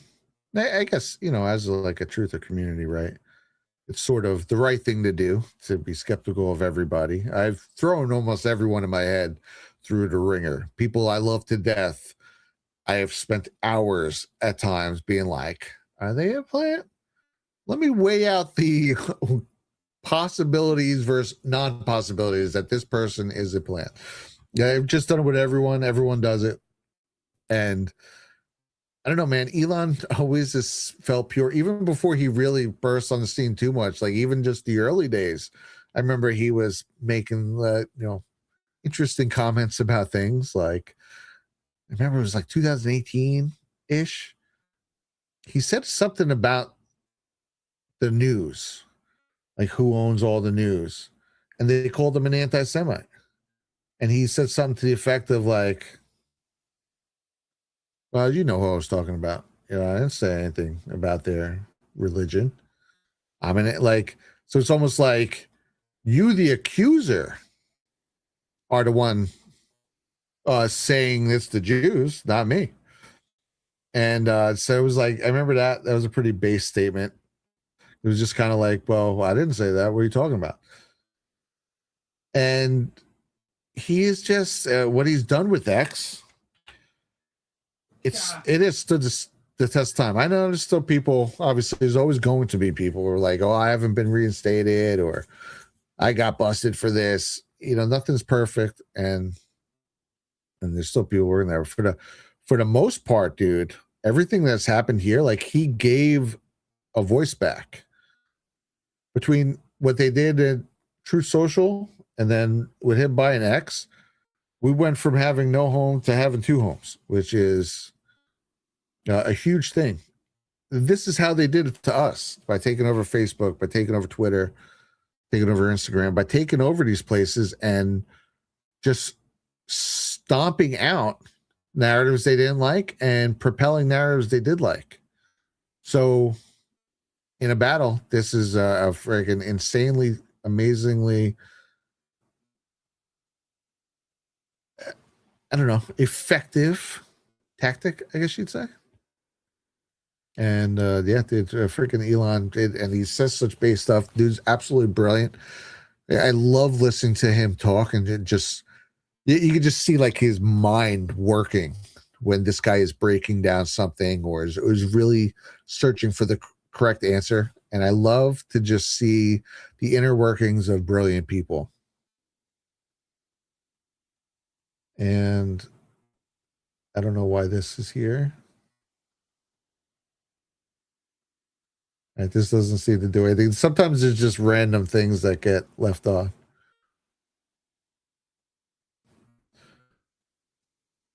But yeah, I've been eternally impressed by this guy since forever.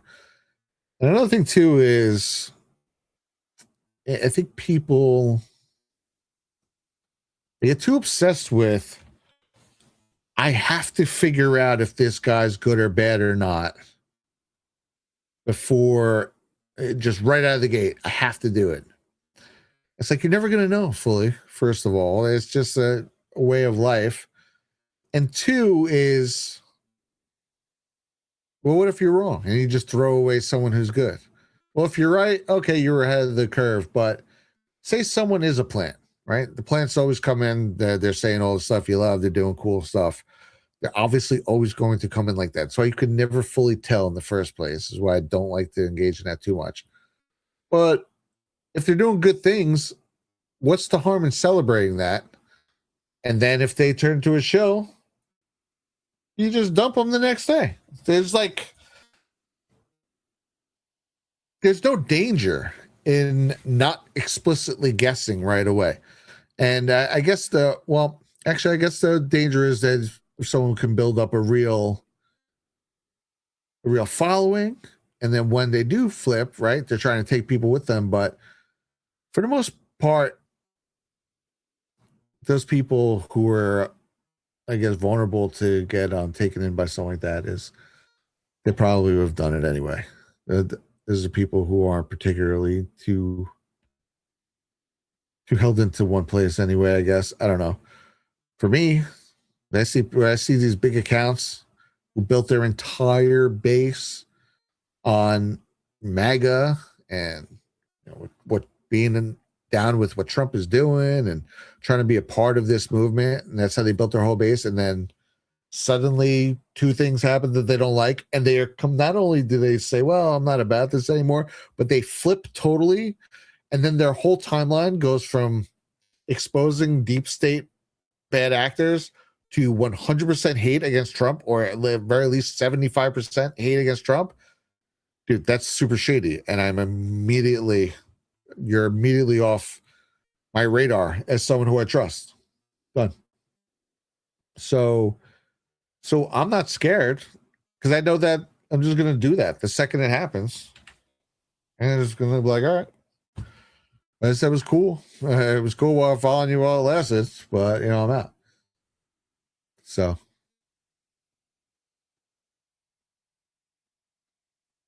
Oh, F spring. Is that because the track is moving? So I'm watching this. If you watch the bottom left corner here, it jumps around. There. Yeah, so that's the track moving. Okay.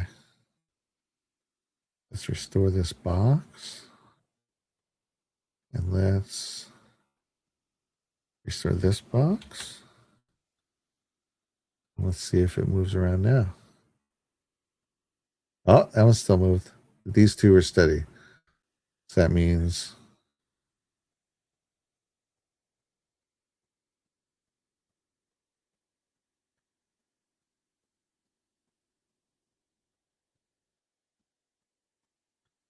to line them up. Touch better. It's like this is something no one would ever notice, but I just can't help myself.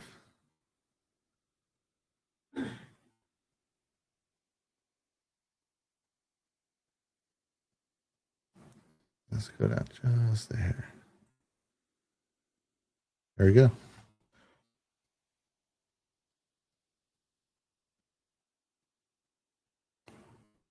Look at that.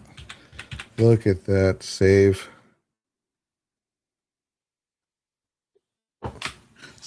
Thanks for chilling, Warrior Mima. Good to see you. Hope you have a wonderful day.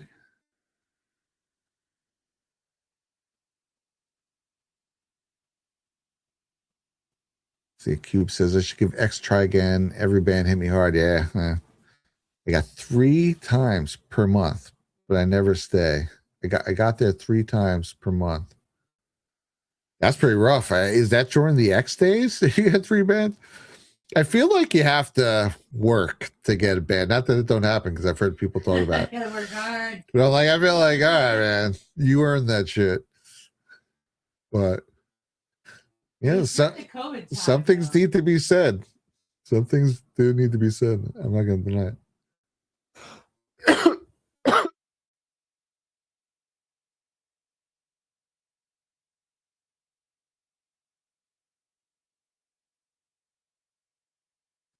It was funny. Warrior Mima popped over into the YouTube. Ping the algorithm. I love it.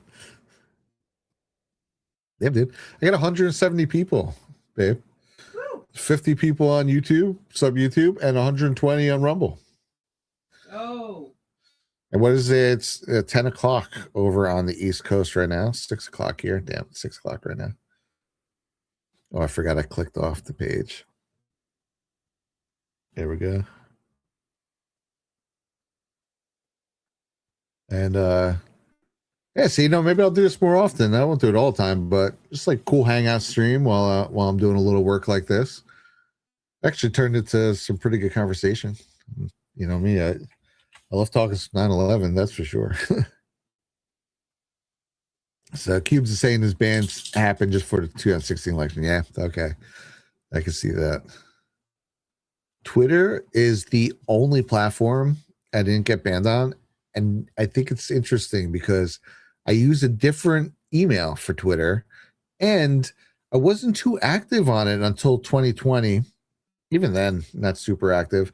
So I wasn't nearly really in the Twitter sphere. So when everyone got banned after January 6th, I escaped that. So I've never, knock on wood, that's the only account I haven't lost was my freaking Twitter account. And if you guys have followed me here, obviously YouTube, back in 2020, Instagram 2020, everything happened for me in 2020. My Facebook group got disabled, kicked off Instagram, Patreon, PayPal. I made a whole list one time. Discord, I kicked that Discord. Oh yeah, this one's going all the way down. Abby and I, we will play sometimes. We'll sync up our Fortnite, and let's check this. Okay. Yep. So I'm doing that in here. We'll sync that up, and then we use Discord. Allows us to communicate, so it's pretty cool. Predator drones to Afghanistan. But don't tell them summer that of 2000, because CIA apparently I'm a Nazi. Begins engaging in secret talks with Uzbekistan for permission to use it as a. Imagine, I was thinking about this the other day, dude. Like my grandparents, to them, I'd be like shocking. Well, I guess not really, but obviously, they're all like way more conservative, old school, and like that. Even us like crazy right-wing conspiracy theorists, conservatives are like considered out of place to like real conservatives of back in the day. This is track 35.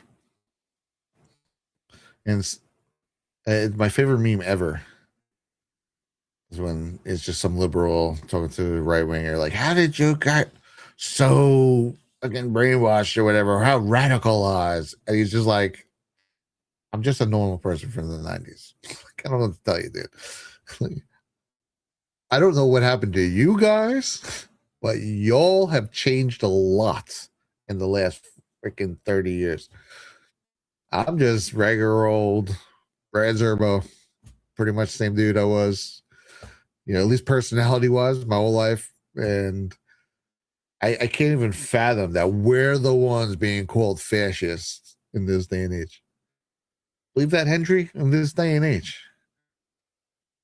And so what did I say? That was 35.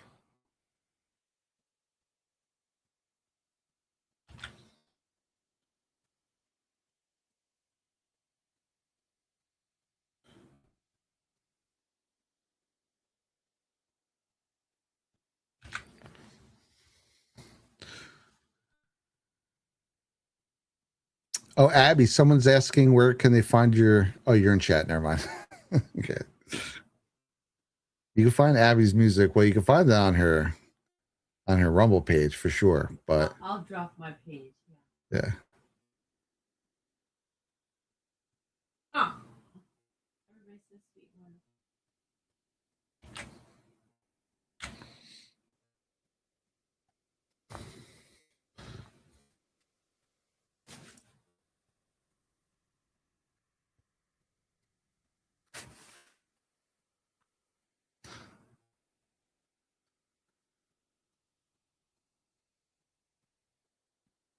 There.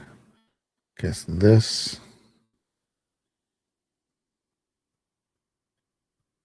Okay, this is going to go down as far as I can, I think.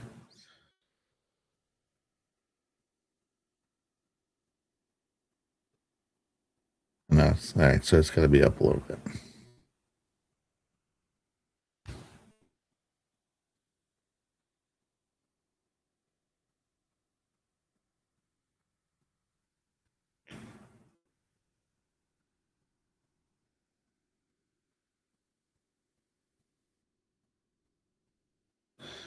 I can't believe I have the first 10 minutes of this. I think the first 10 minutes is fully consolidated down now. Let's see. I'll do a check after these two. Okay, so this one I'm going to leave relatively high. I'm going to leave it like up here. And that there. I'll bring this down.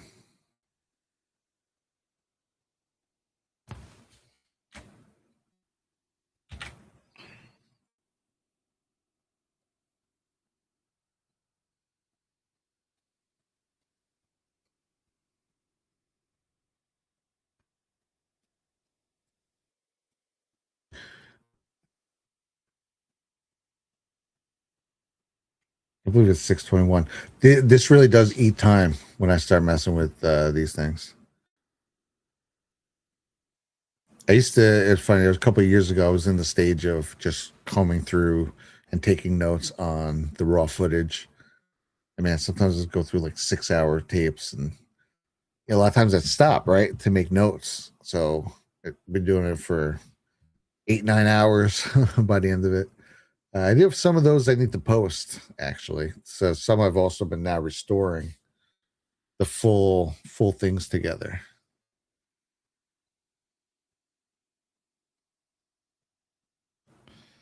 Yeah, so let me see something here. See, maybe if I put restore box on that and store box on that.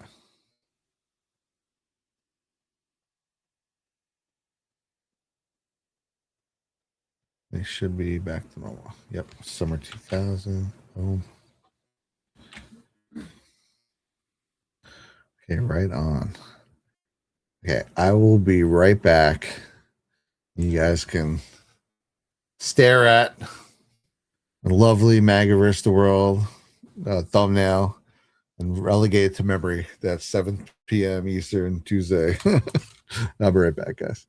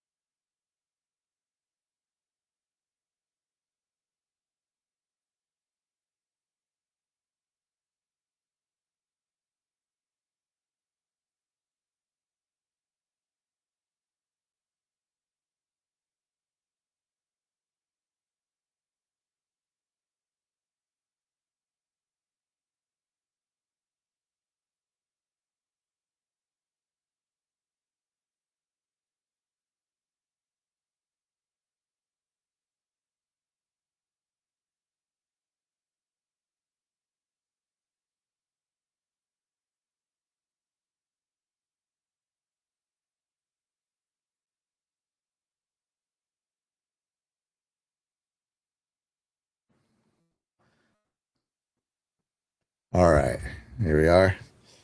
A little regrouping.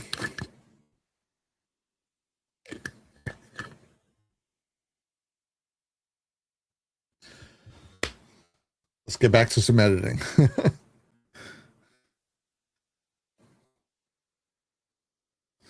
And don't forget, guys, MAGA vs. the World, 7 p.m. Tuesdays.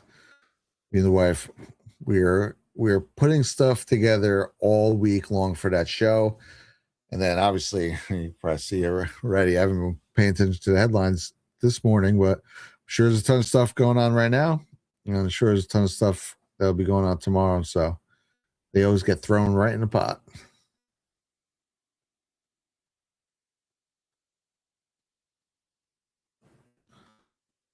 That's the end of that. Okay, this is the next one. Ah, that's the old light up Uzbekistan trick. I know exactly what you're talking about. Abby has seen all of this way too many times. I love it. Doesn't he got to light up Uzbekistan?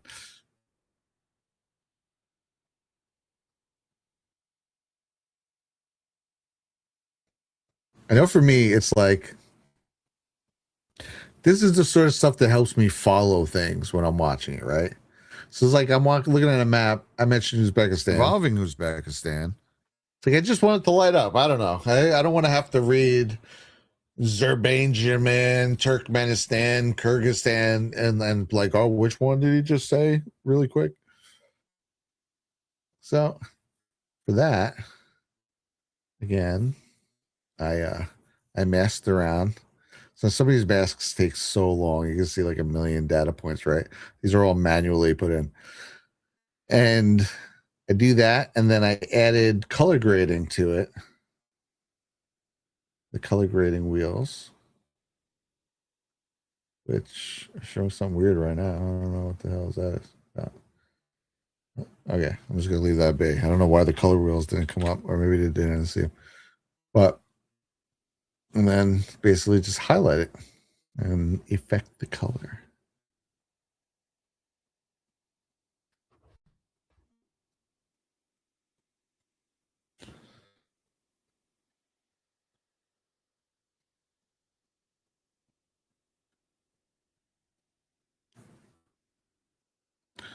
Dun, dun, dun, dun.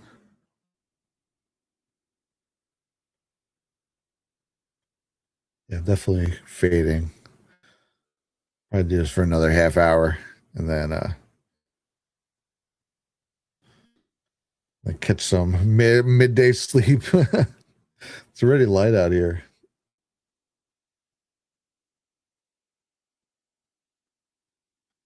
There we go.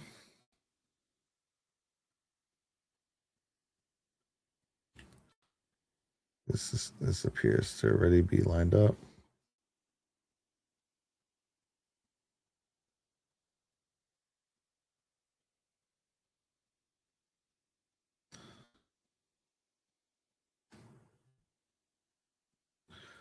Right, those bad boys.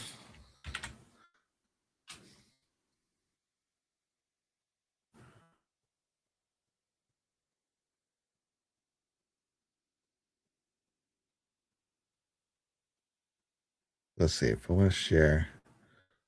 That's the next one there.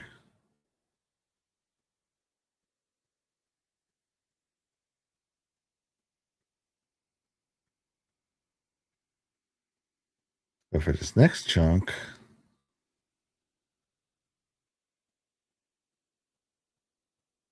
for our next trick, yeah, drop this down first.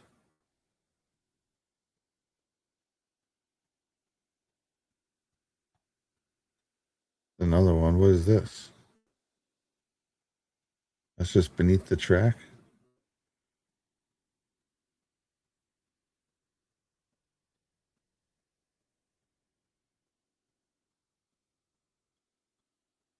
Oh, I remember. I was going to use this at one point. This is like, radar tracking.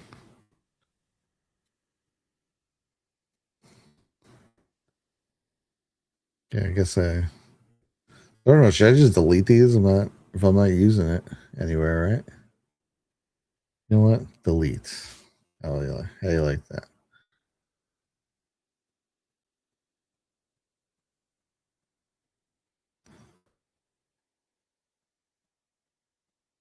Okay. This is pretty layer crazy right now.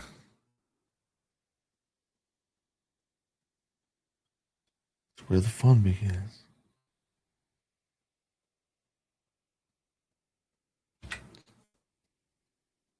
In front of a screen. The drone was controlled by radio signal and then satellites. But next would be Afghanistan and securing relations in Uzbekistan for the operation in Afghanistan. Oh, it's funny. That was a mistake that I left in. Where Uzbekistan, the highlight starts above it.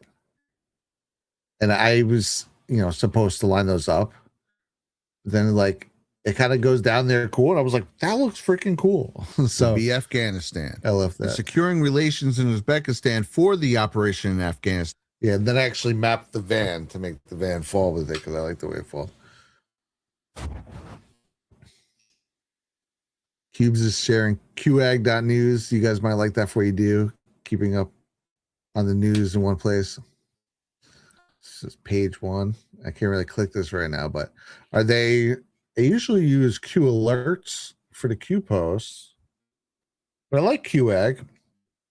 They're both pretty good, and people who run them both seem pretty good. Pretty cool. If that's a news aggregator, that's pretty cool.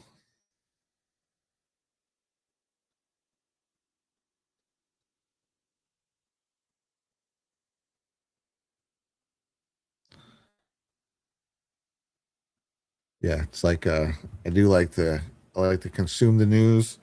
Sometimes I also like to work on stuff like this where it's almost like a nice reprieve from the news. Because holy shit, you fucking miss one day. You're like, you don't know? Blah, blah, blah happened. You're like, okay. And I was like, you realize that's every day, right? Oh, blah, blah, blah happened. But it's important shit. It's all important shit. But I do try to force the issue sometimes and force myself to take my foot off the gas here and there, or else I literally would just do this 24 hours a day. As it is, I do it probably about 15 hours a day.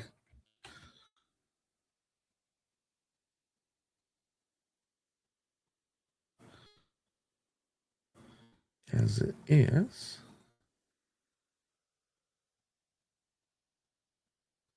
Make sure that's got.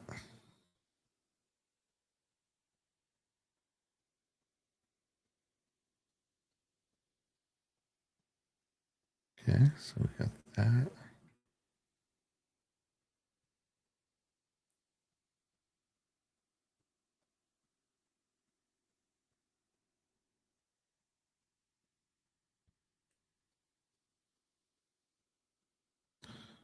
The next row of things. All right, I like this. I like when there's a clean row where I can take a big row all at once. Like I could snag a bunch of these like that. Okay, get nothing in the way.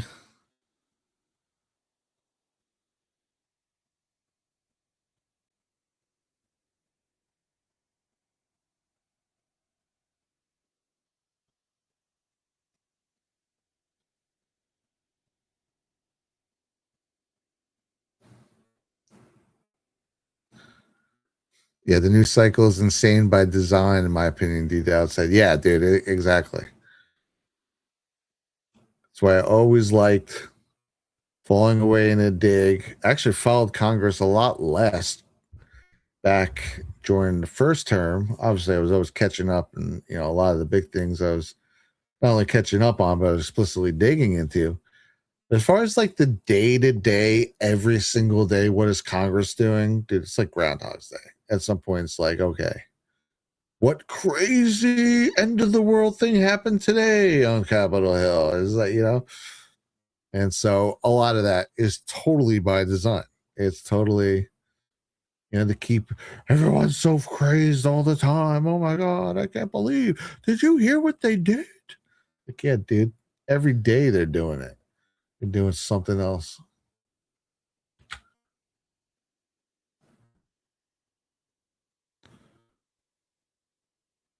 So let's see what this looks like without the motion tracks. That could be cool. Drones were first tested in Bosnia in 1995, then Kosovo in 1999. What the CIA found was that they were too light and too slow. Also, there was the problem of the nearby control station. The pilot had to sit in a sealed, unmarked van near the runway of the drone's operating base.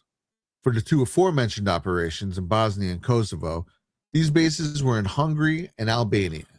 The van was surrounded by generators. Yeah, so why do I have all these freaking motion tracks here? Let's put them all in.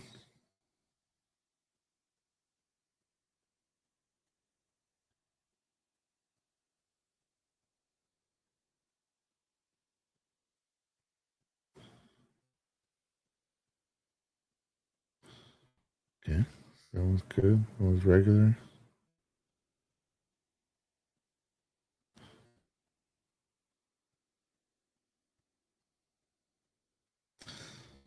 Yeah, dude. This is like all just regular, normal motion tracks. Oh, there we go. That was a little crooked. Why is that?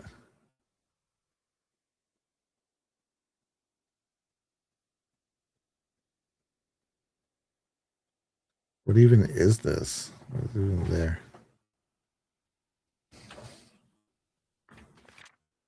The book continues. The book continues. Despite the confusion.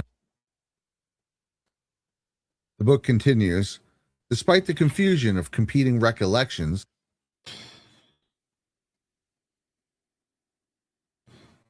I'll put one back here. Just to keep like that cluster together.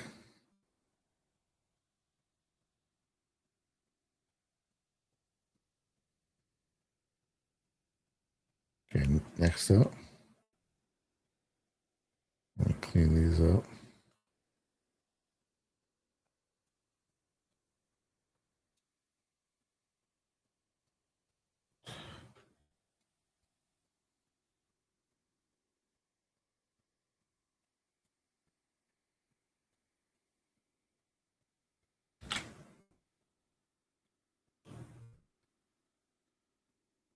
Okay, I think we're up to this row now. This is row 42.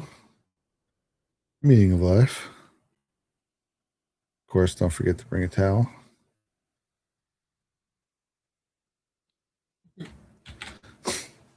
Don't forget. I was thinking about the Hitchhiker's Guide to the Galaxy, but is that what that's from? Did No, South Park take that? Maybe it is.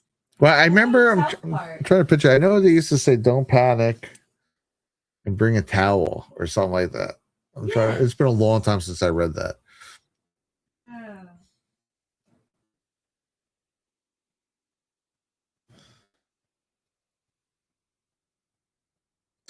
And then there was that movie. Did I ever watch the movie? I think I watched part of it, but I want to see it.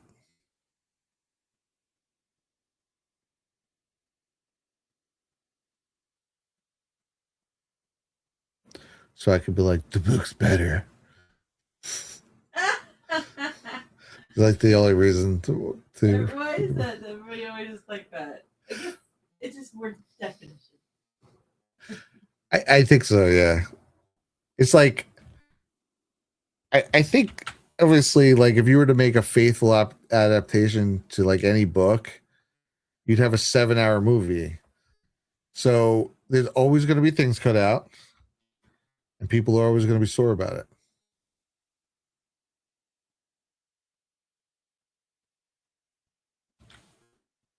Involving Uzbekistan is because in the early days of drones, they could only be remotely piloted from a distance while already in the air. Takeoff and landing were trickier and required a nearby control station. In Bosnia and Kosovo, these bases were in Hungary and Albania. CIA gets approval to test a new technology, full remote drone flights, takeoff, landing, and all from the United States. This would, however, I get nervous at these parts where there's just a lot of layers. I'm trying to be like careful about bringing down each row.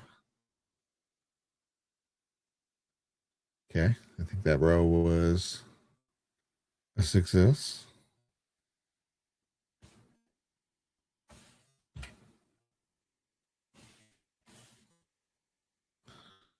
Now for this one.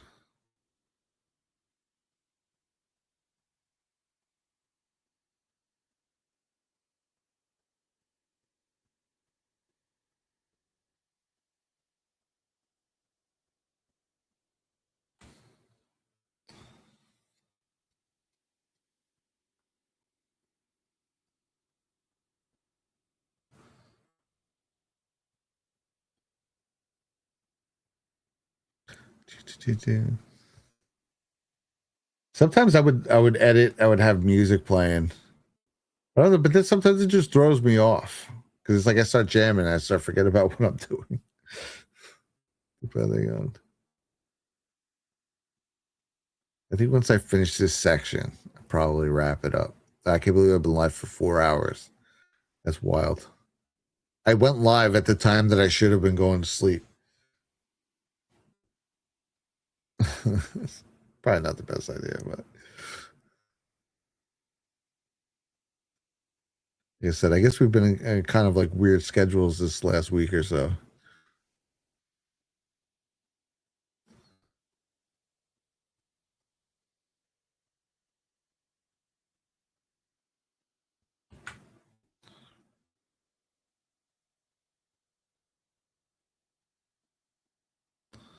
Oh, no, it's only these. Okay.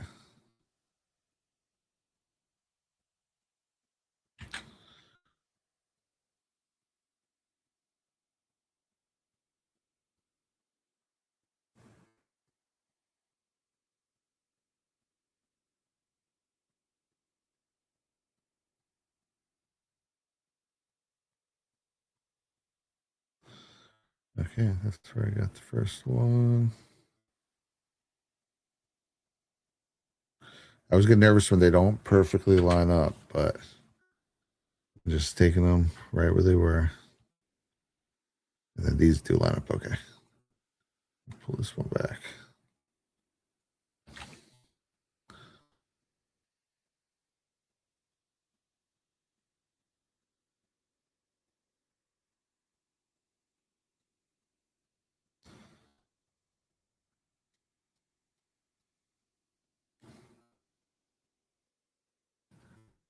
The very next day, the USS Cole is bombed. What perfect time. Yeah, I didn't realize that the Cole wasn't explicitly deemed to be bin Laden.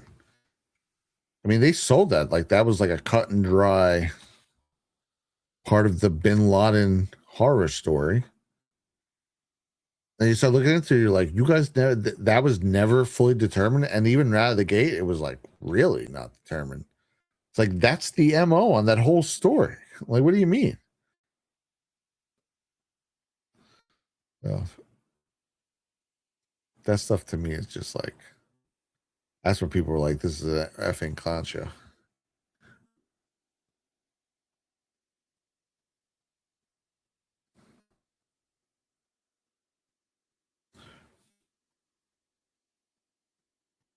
I gotta find someone to raid. I always forget to do my raids. I do like one out of every other one. I usually remember.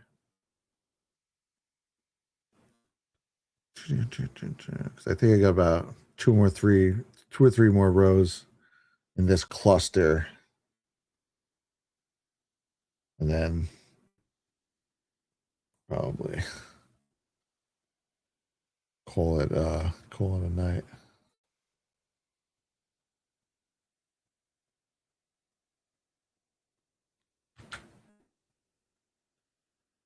That all is right there? Oh no. 3, 4, 5. Oh, that bottom one. Okay, yeah. The bottom one is shadow.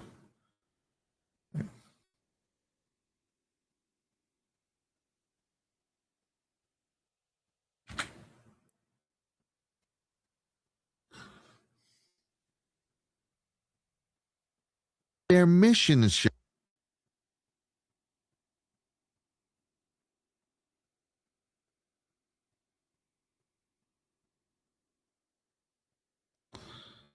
yeah. Move this out. Boom.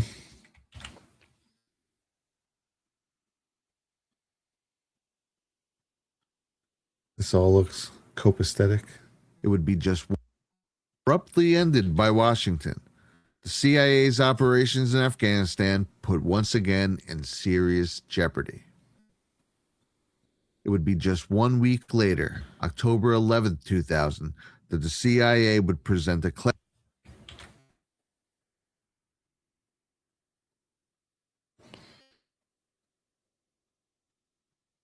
shit. All right, I'm gonna come back to this. I thought it was only 2 or 3 more rows, but that was awesome progress.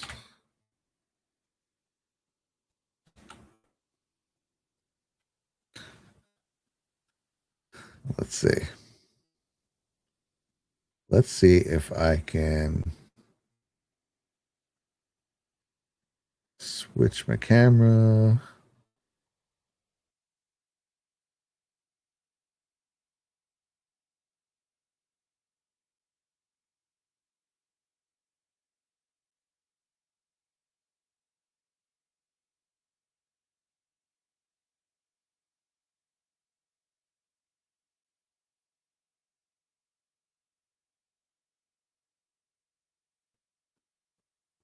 Does my sound still work? Yeah, my sound still works. I'll close this up. I think I can get the camera to work again. There we go. All right. Let me remove this. Close this bad boy down. Well, thanks for hanging, guys. That was cool. Little busy work stream going on. And yeah, sometimes I just like pick away at some things like this. Again, I'm going to be doing this not every single day, but I'm going to be doing this on and off until the summer. So hopefully I can have a pretty succinct thing, maybe 100 to 50 to 100 tracks instead of 200 plus tracks. And then we can start putting stuff in, start adding stuff and having fun with that, and start working on a little Codex 911 director's cut. I think that would be, it's something that I need to get out of my system for sure. And, you know, before we go, let's see if there's anything cool. Maybe we'll talk about a little Trinova Health. Let's see.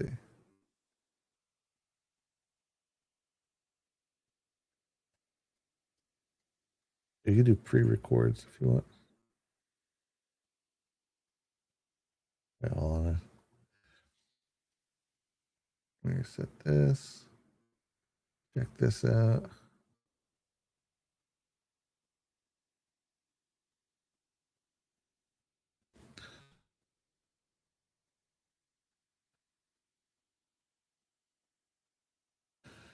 Access Med, powered by Trinova Health, is a revolutionary telehealth service that offers fast, free online evaluations and free home delivery of customized, compounded medications, offering custom weight loss support, ivermectin therapy, hair restoration, cosmetic rejuvenation, custom ED treatments, and more.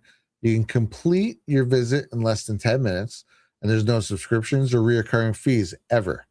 We've made getting started easier than ever. Simply follow the link, choose the product or treatment you're interested in, and then complete a quick online evaluation.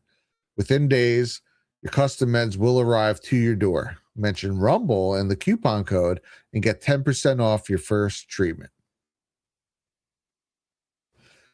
Shout out to Trinova.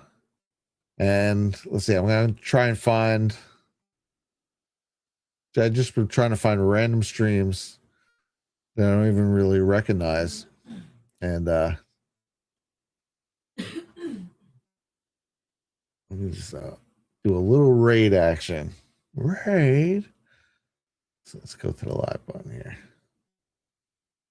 Oh, Bongino's live. Do it.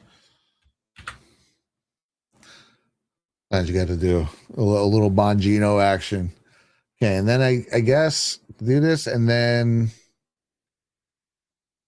since I'm doing that, I don't know if I have an outro. So it'll probably be pretty abrupt. But here we go. Little raid. Guys, thanks for hanging out. I appreciate it. I appreciate all of you. And I'll see you Tuesday, 7 p.m. Eastern. Forget, I'm definitely tired right now.